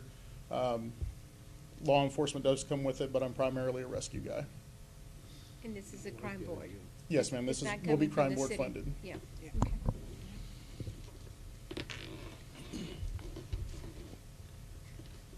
Hello, Hector Rios, 1044 South Commercial. I'm not opposed to any of the life-saving and all that Mr. McCarty just mentioned. What I am opposed to is spending $150,000 on a dock when we already own docks out there on the harbor, and that's the problem I have with spending money on something that we already have. So I greatly appreciate your time. Mr. Rios does bring up a very good point. Yes, we do own dockage for the city. It's managed by Redfish Bay Boathouse. However, again, I'm trying to be fiscally responsible here. I don't want to create any undue costs to our citizens here in this town. My purpose for needing a boat lift is, any of y'all that own boats know, salt water degrades electronics and mechanisms, right? This will keep the boat out of the salt water and be able to be washed down, and we won't have our outboard sitting in the salt water in our hole. And again, I can't agree more with Mr. Rios. However, just what we have is not made for where we're at, and it's not at a private location, so we'd still be tying up slip space, as well as with some of the things I have in this RFP here for bid proposals. This will also facilitate for training, and it will also facilitate for ease of getting a stretcher down and being able to get people off of the boat once we get them there. Yep. Thank you for your time. Okay. Yeah. You have to come up for it. To me, it's a very well expense. I agree. many boats will it facilitate? Mr. Rios, right now, the way we're gonna have it is one boat slip and one transient slip on the outside with Coast Guard and then being able to pull up if need be, because we work a lot together. So right now would just be one ready boat and one transient slip. So if we get someone that's having an emergency or having an issue, we can direct them into our slip and assist them there. So two. Yes, sir. 2 with 1 lift in one of those slips, sir. Thank you. Yes, sir. And correct me if I'm wrong, the city boat docks are leased out, correct? So the city receives revenue from those leases. That is correct, ma'am. So there you go. We Yes, are ma'am. making money on those boat docks, so we don't want to.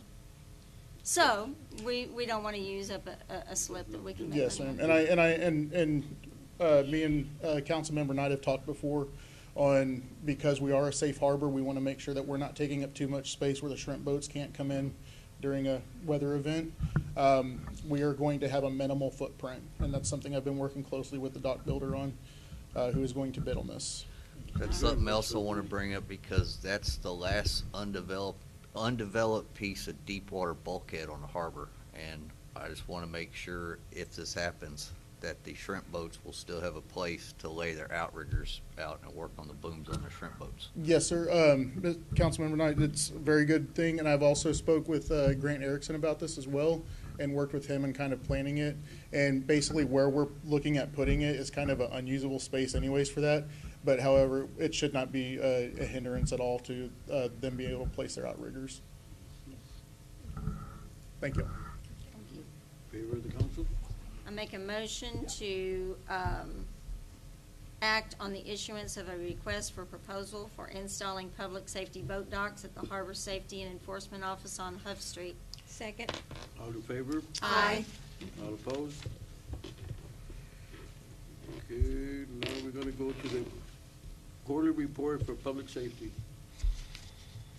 Thank you, Mayor and Council. And you have the month for September in there that's represented, and then you have the quarterly reports for my division commanders.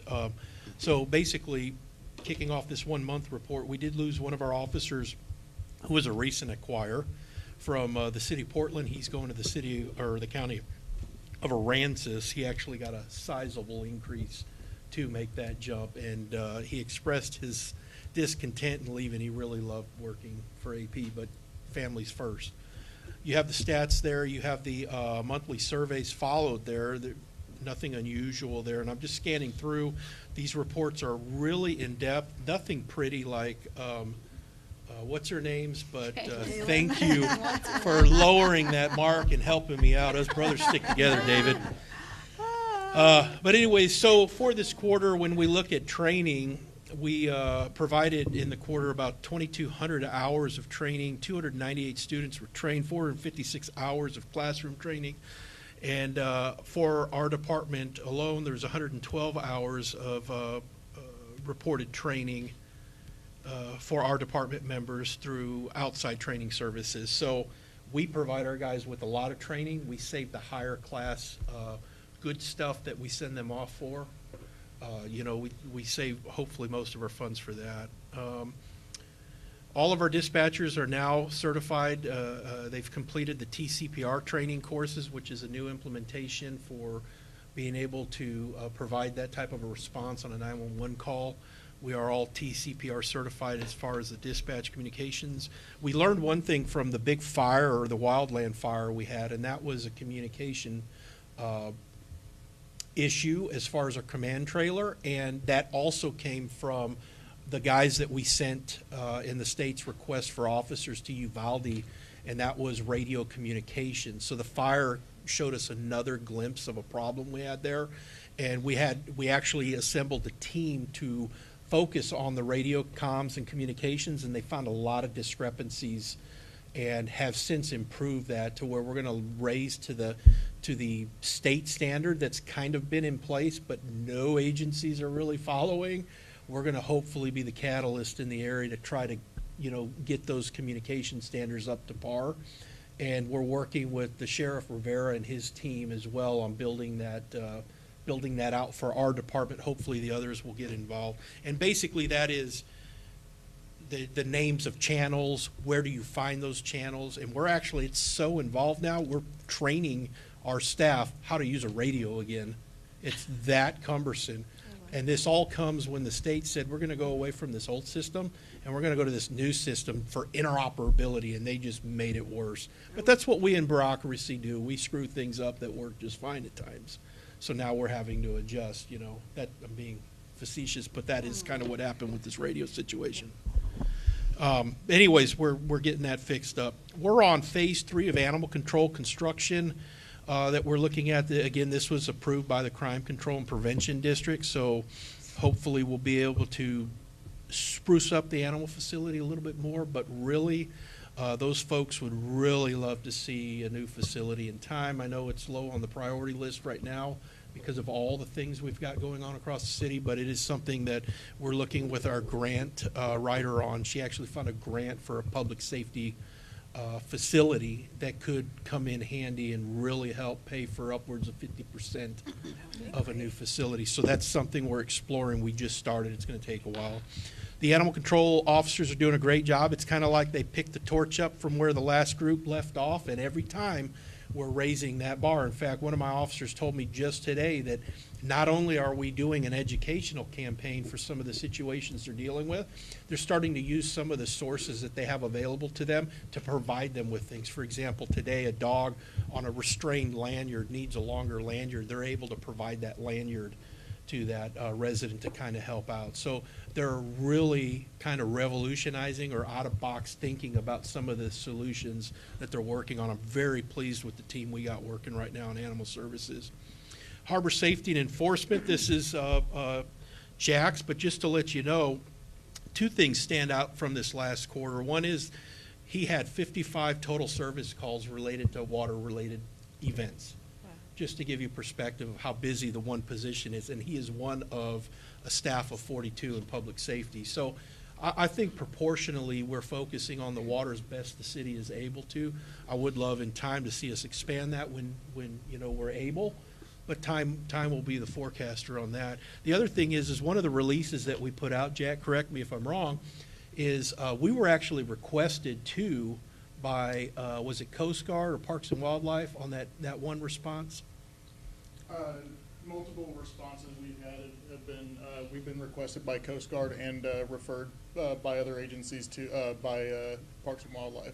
So we are kind of the premier in this area. Why is that? It's because we have about 40 square miles of jurisdiction that we've never had access or given priority to over the many years. So with y'all's blessing and imposition of this position, implication of this position, we've been able to do that. And through the leadership of Jack and his team, they've become recognized by those agencies, and those agencies know we have a quicker response time than they often do. So they send us out there. Going into investigations, back to that one sexual assault again that we had in 2014, I believe, the stranger danger rapist that our Detective Captain Kyle Rhodes actually nabbed. We're up to 4 total cases, I think, that he is linked to. 3 of them, no, there's got to be more than that because 3 cases are in Houston. So we have 3 in Houston, we have 2 here locally. And so Captain Rhodes actually had to assist Houston PD in a photo array on that individual. So right now ours are pending trial, so we'll see where it goes. But the guy is in custody, and he was a violent rapist. So we're very happy. The hard work, the Captain Rhodes. You see him, let him know he takes these things to heart and never lets up. The other thing are all the officers have ancillary duties assigned to school safety. And so the detectives, one of their things is, and I don't bring this up much, is they prioritize our daycare facilities. They have regular connections and relationships with the staff there to where they're constantly checking up on them.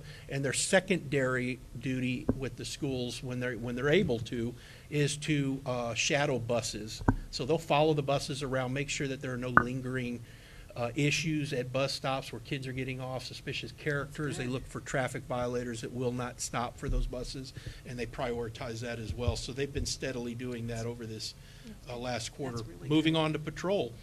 One highlighted case here, they stopped a vehicle on a traffic stop. This is how proactive policing works. We're supposed to be nosy. Our patrol officers are nosy. They will get into your business when it needs to, but most of the encounters are peaceful and they end with a smile and everything's fine. This one ended with the smell of marijuana, a gun in a holster, and 38 grams of heroin seized. Another traffic stop we had, similar in fashion. We were led into the vehicle because of an open alcoholic beverage container, which led to the uncovery of almost 45 grams of methamphetamine. In those instances, those are likely to be pursued federally because of our partnership with our TFOs that you guys just reapproved. We did lose one officer during that quarter, Jairo Herrera. He went to the city of Corpus Christi Police Department. He was one of 67 applicants considered for their lateral position. This was the very first time Corpus has accepted laterals. They only hired 2 of 67. I think that speaks volumes of what this city, Aransas Pass, built in this new hire straight out of the academy and was able to send off to the city of Corpus. So you guys should be proud of your investment into the public safety staff in this community. We did also have the aggravated kidnapping suspect who was shot and killed by us after leading us on a chase and shooting at us. That's pretty much it with patrol. No, it's not. There's one more thing. Well, 2 more things. One, we hired one of our old officers back. Brian Whipke had come to us. He had to leave. He returned to the valley. They were moving back into the area. In fact, I can't say that. But anyways, they were moving back into the area, and the only place he wanted to work was Aransas Pass. So he had to go through the process again, and we did hire him on. And then we also began business surveys. This is an idea that I stole from other agencies that in North Texas that were doing this, to go out and survey your business leadership, see what their feeling is on public safety, where are their concerns, what can be focused on, and try to meet the needs of those businesses. And so far, I've shared quite a bit of those with y'all. Mm-hmm. Yeah, you have. And I will say that the overall consensus, in fact, all of them I think have been positive, but where the payoff means more for me and my department and the staff is they get to see that firsthand now. I often hear the good deeds of my officers and my staff, but I love when they can actually realize it firsthand, and they've been getting just that. So I think that there's a wonderful thing going on. I'm very proud of the team that we have here with public safety, and if you have any questions, I'm happy to answer. This report also should be published online for anybody in the public that would like to see it after this meeting. Excellent. Excellent. Good job. Thank you. Your department does an excellent job. Quarterly report for the fire department. Good evening. For the quarter, we did have 241 calls. 39 of them were fires. 135 were emergency medical stuff, so that is always our #1 call volume that we're going to have is rescue emergencies. That number continues to go up year after year. On inspections, you folks have all heard by now that Chief Borrego retired. He is almost done with his architectural school, and he's heading off to do architectural stuff. And so in his absence, Captain Jason Padron was promoted to Assistant Chief and Fire Marshal, and he's now heading up our inspections program. And we did 40 inspections for the last quarter, and most of those were all passed, or at least passed with comments. And then in training, we did, I should have these better, 151 hours of training. the guys are doing all this stuff in-house. A lot of this, we've been started doing a lot of training with the police department as far as the alert training. They did some vehicle extrication training and lots of, they do medical training every Wednesday, so they do a lot of medical stuff as well on that. So just to kind of give you some updates, it is funny that Chief Blanchard is not the only one that has lost one of his personnel to Corpus Christi our police department. We have also lost a firefighter that decided to be a police officer for Corpus Christi Police Department. Smart guy. So, yeah, I don't know what they have over there. I may have to go over there and find out what they got over there so I can get it over here. But anyway, so we did lose one to that. We're 3 guys shy right now.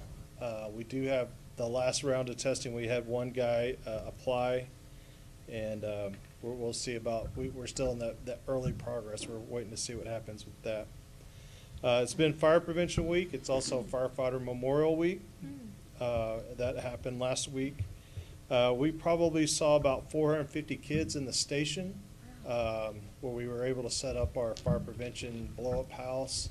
They came inside the station, got to see trucks, squirt water, learn about smoke detectors, all that stuff.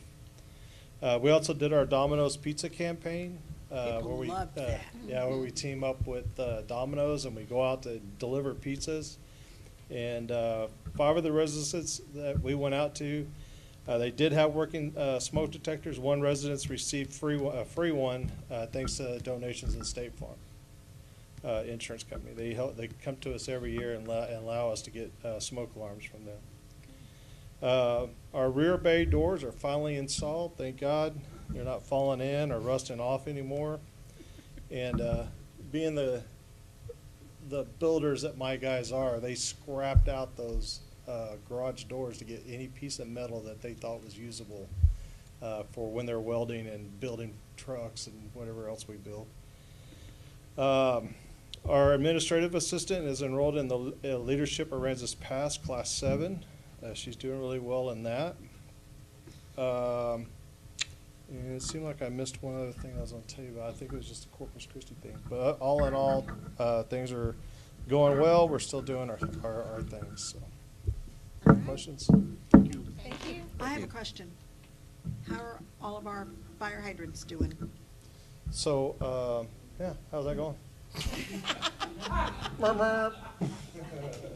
Actually, I mean, the guys have been out and they have been recognizing some of them being fixed and stuff, but I'm not sure how many they're doing, how many the city are doing on a regular basis, but I know that there has been a marked improvement on getting them fixed. So sometimes it's a communication error between them or us or back. You know, they put 1 bolt in, the guys expect them to put 5 bolts in or something. You know, so we have gone back on a few of them and got them fixed, but all in all, the hydrant maintenance continues. They do that all the time. I think that's on Fridays. They do hydrant maintenance. They're out doing hydrants, and then they're still reporting them to Public Works to get them fixed. Good.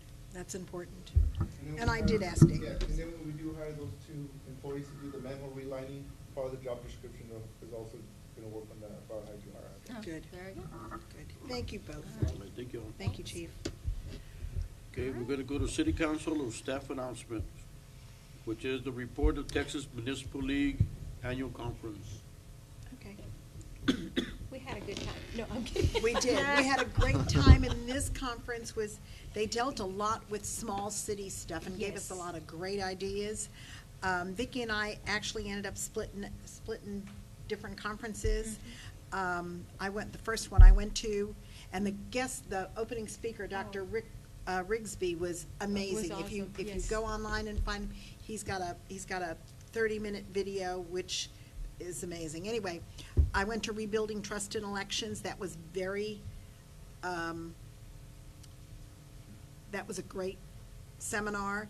Then you went to federal money, when federal money runs out. You want to tell anything about that?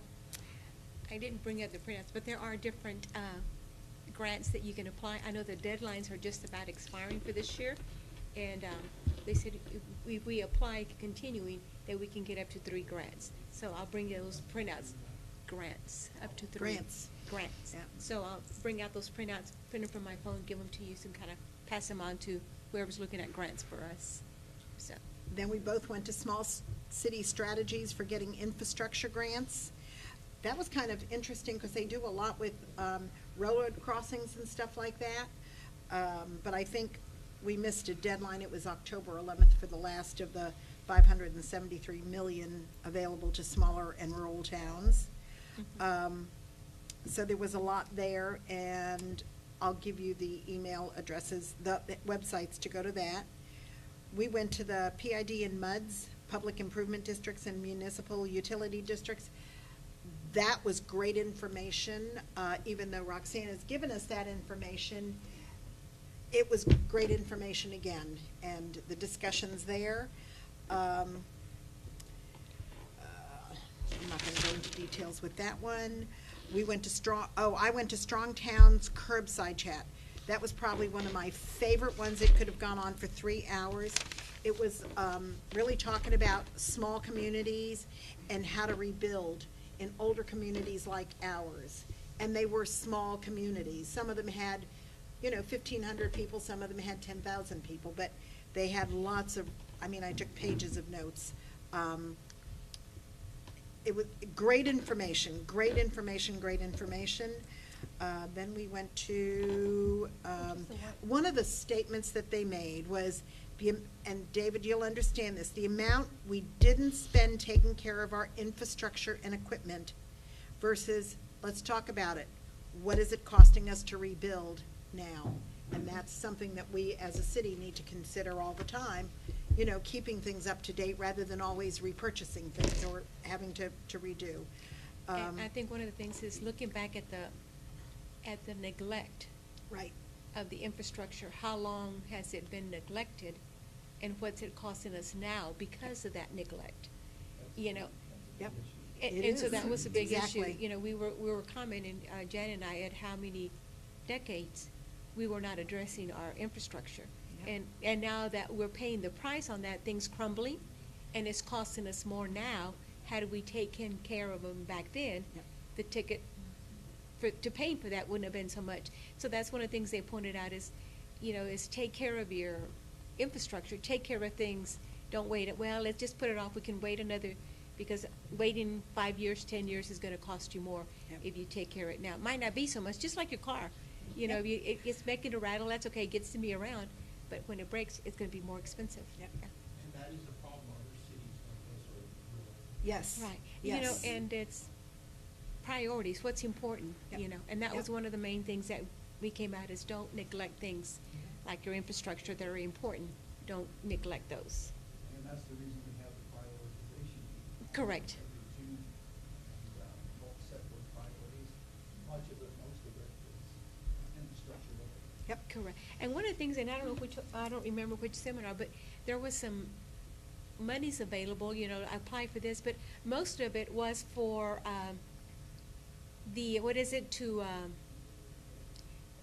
charging stations for these electric cars that were coming. It's like, doing, as much, every 50 miles doing this, and a lot of the conversation was centered on that, and also is the monies that's available for charging these electric cars. They So were we're like- talking about every 50 miles, the major TxDOT roads are gonna have to have a charging station, and you better hope that that charging station was on the other side of your city, because we would have to, City of Aransas Pass would have to absorb putting that charging station in. So let's hope it's someplace else and then Port A, that it doesn't end up in the city limits of Aransas Pass. And you don't want it in the city limit? Well, do we want that, That responsibility. The responsibility and the dollars that it costs to put these charging stations in? That was a huge And conversation. maintaining, yeah. It's also, So- they're also big trash. I drive it. I know you do. I'm sorry. And one of the other little things, okay, finish that conversation though, go ahead. No. I'm sorry. You're right about the charging stations. Lowering the bar of entry. I thought that was an interesting conversation, and it goes to the gentleman that wanted to put the three, the stores underneath that, and talking about parking.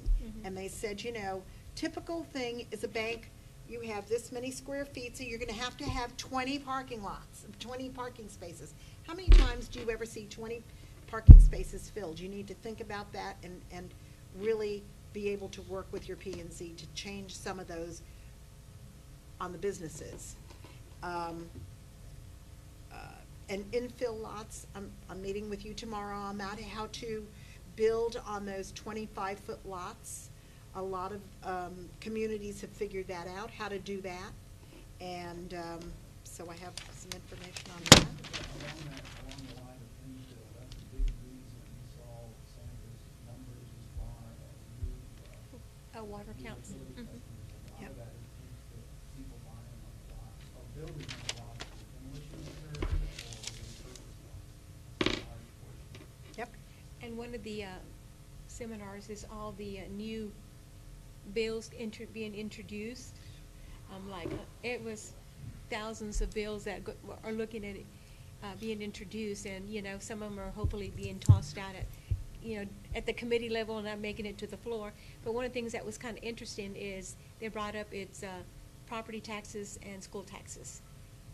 What are they going to do with that? So that to me was kind of interesting on that part right there. And the surplus that the state of Texas has, surplus, it was in the billions, surplus that Texas has. So looking at what are they going to do with those funds? Are they going to disperse it to kind of help with the burden of the property taxes? That's all up in the air. So I said, I can take $10, mail everybody some money or something like that to the residents, but that's just something for us to keep an eye on. And I know you do a great job in keeping us posted on what's being introduced and things like that. So just something to kind of look at, tell them to give us more to AP than all the others. I mean, that would be great. So I don't know if we can do that. But I thought that was interesting. Didn't realize that our state was doing so well, the surplus that we have in revenue. Yeah, so that's great. It's kind of, yeah.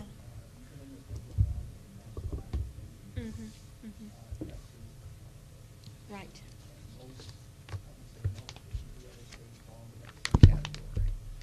And it's a big problem for cities, legislatures trying to take away responsibilities from the city. You're seeing it here, you're seeing it across the nation. Right. And that was one of the things, you're right, we're not the only city like that. And we dealt with, the other conference was social media and the new normal and downloads, presentations, TML download presentations. So we'll get you that information. The legal question and answer period, that could have gone on for hours and hours and hours. A lot of it was, and we'd already told you some of it. And then the final was building a welcoming community. And that's something that I think Vicki and I would like to sit down and give you some of the ideas that they gave us. And Absolutely. I mean, it was a great, for the first time, I think, we felt like we, the smaller cities, were being catered to over when it was in Houston. We looked at each other several times and said, so how do we change this, to work for a smaller city? This was about smaller cities. It seemed like it focused more on that. It was well worth it. And some of the vendors, I know that you went to, and so did Sandra, but one of the ones that was really interesting is how to update your park equipment, And so I'd like to meet with Caitlin on that and what we can do on that. And one of the vendors that I spoke to was saying that a lot of the cities, they cannot afford anything. They couldn't afford it right now, but we can, start working on it 3 or 4 years down the road, but getting it in the planning stage and working with them to design. So I'd like to visit to upgrade some of the equipment that we have. Yep, absolutely. It's a great conference. Thank you for allowing us to go. Okay, now we're gonna go to the workshop meeting on October 24th. Very briefly, what we have on the agenda so far, as you know, this is dynamic. It changes constantly. But right now, we're at a streetlight policy. You're familiar with that. Someone came and spoke to you. We have a draft ordinance ready to go on that. We'll see what you think of it.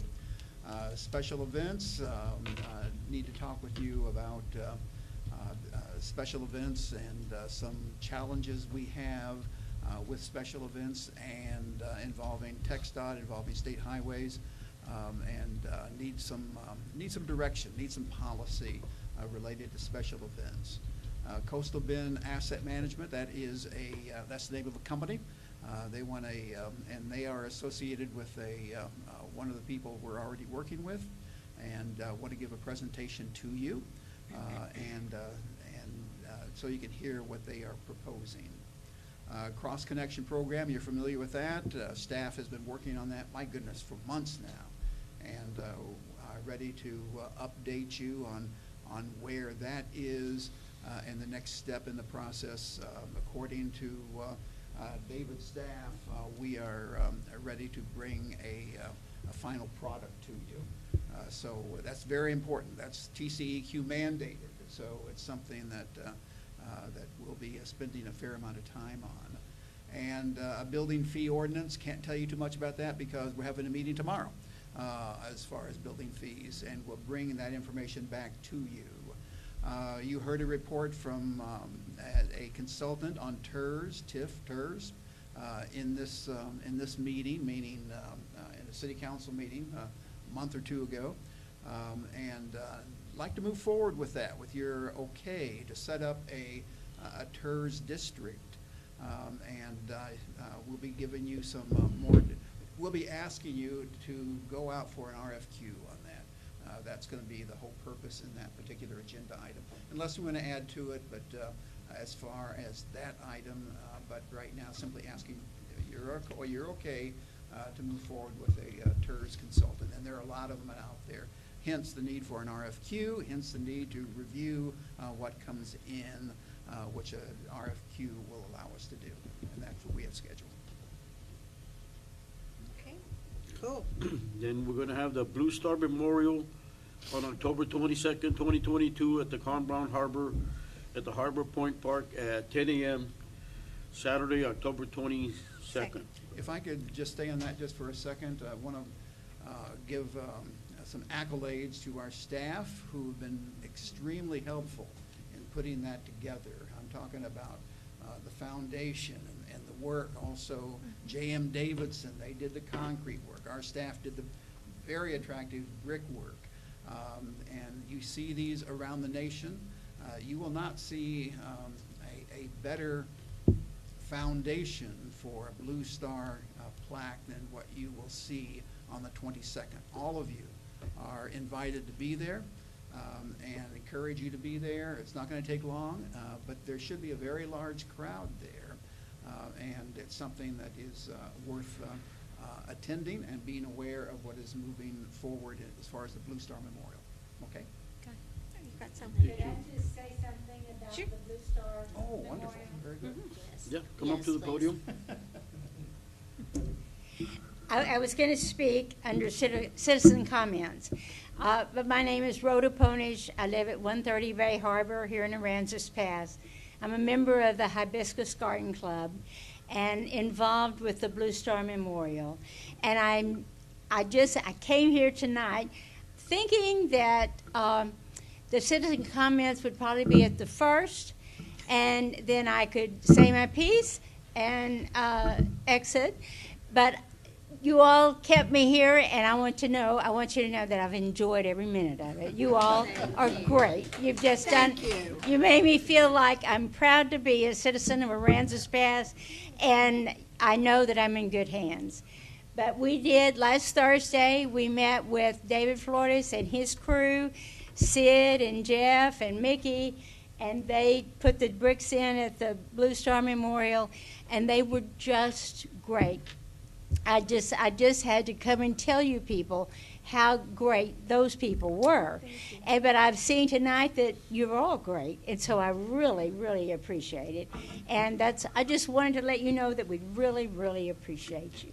Thank you. Thank you. We appreciate you. Yes, thank you. And I brought two other ladies with me just for moral support, and they've been wanting to know when we're going to get to go home.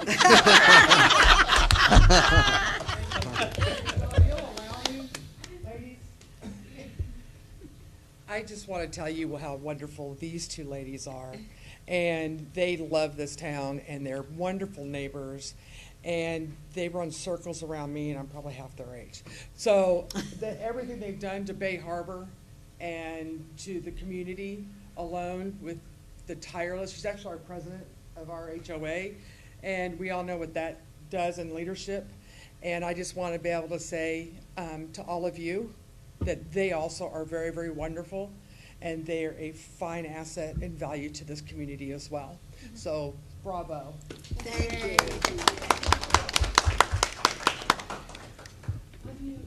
Now we're gonna go to the Halloween Festival, which is gonna be October 28 at 6 p.m. to 9 p.m. and October 29, 2022 from 1 p.m. to 9 p.m. at the Civic Center.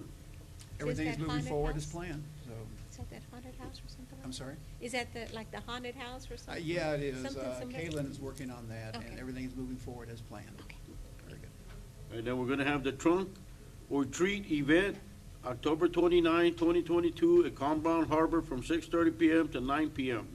Anticipate around 1,000 people there, so it's lot going of to be a candy. major event. For the Civic Center, we're gonna have an arrow pointing to the harbor, and everyone will be there. That's right. Gary, can I add one other event that it isn't a city event, it's more by the chamber, but on the 21st, Friday the 21st, it's out at the Newberry Park in honor of Rudy absolutely. Abrego. Yes. 1:30? 1:30. 1:30, and they've got several wonderful things planned, so. I think Kaylin is working on that too. is that Yes. correct? Yes, so we hope that everybody will show up and honor the Abrego family. Absolutely. It's more from just this kindness. Okay, now we're gonna go to citizen Spread it out. comments. Citizen comments are intended for the matters that are not scheduled on the agenda. Please limit your comments to 3 minutes and state your name and address for the record. Be advised that the Texas Open Meeting Act prohibits the city council from responding and discussing your comments. The law authorizes the following: make a statement of factual information, recite existing policy, advise that this subject may be placed on the agenda for a subsequent meeting.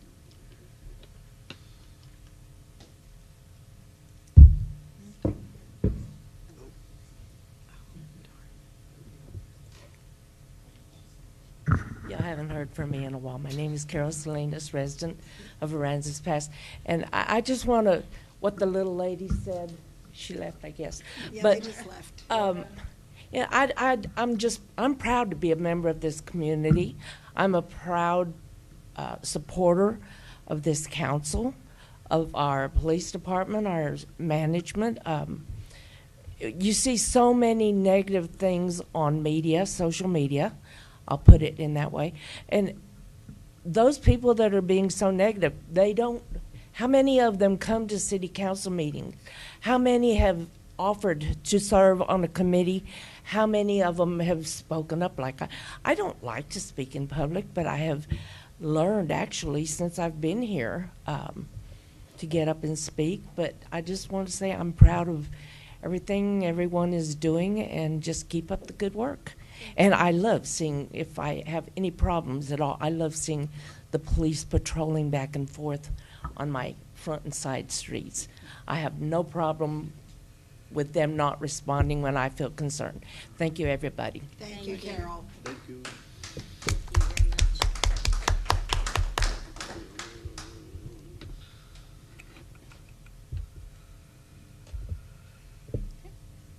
Anyone else? Okay.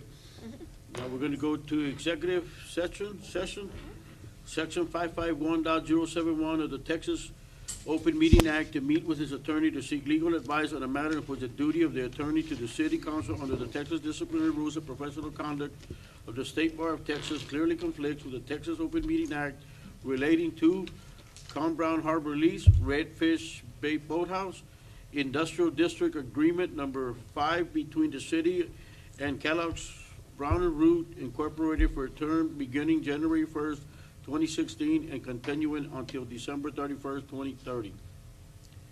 And it is 7:39. 7:39.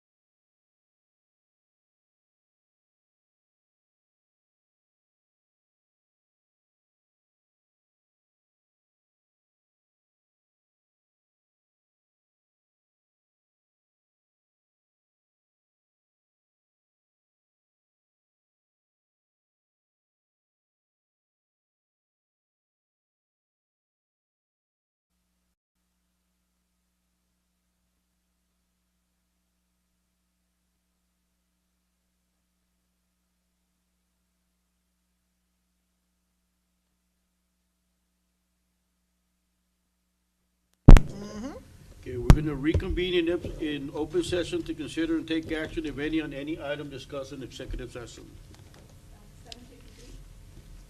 7:53. Okay, I make a motion to authorize the execution of a memorandum of lease as required in section 27 of the amended lease agreement with Redfish Bay Boathouse LLC dated February the 2nd, 2011, and First Amendment to the amended lease agreement as approved by the City Council on September 19, 2016. I'll second. All in favor? Aye. All opposed? Okay. How do I read this? I make a motion to accept to assign the San Patricio County Appraisal District numbers 54, 59-2, and 54-586 under Industrial District Agreement Number 5 from Kellogg Brown and Root, Inc. to CR 148 Bishop Road, LLC, to be known as Industrial District Agreement Number 5A. I'll second. All in favor? Aye. All opposed? I make a motion that we adjourn. Second. All in favor? Aye. Any opposed?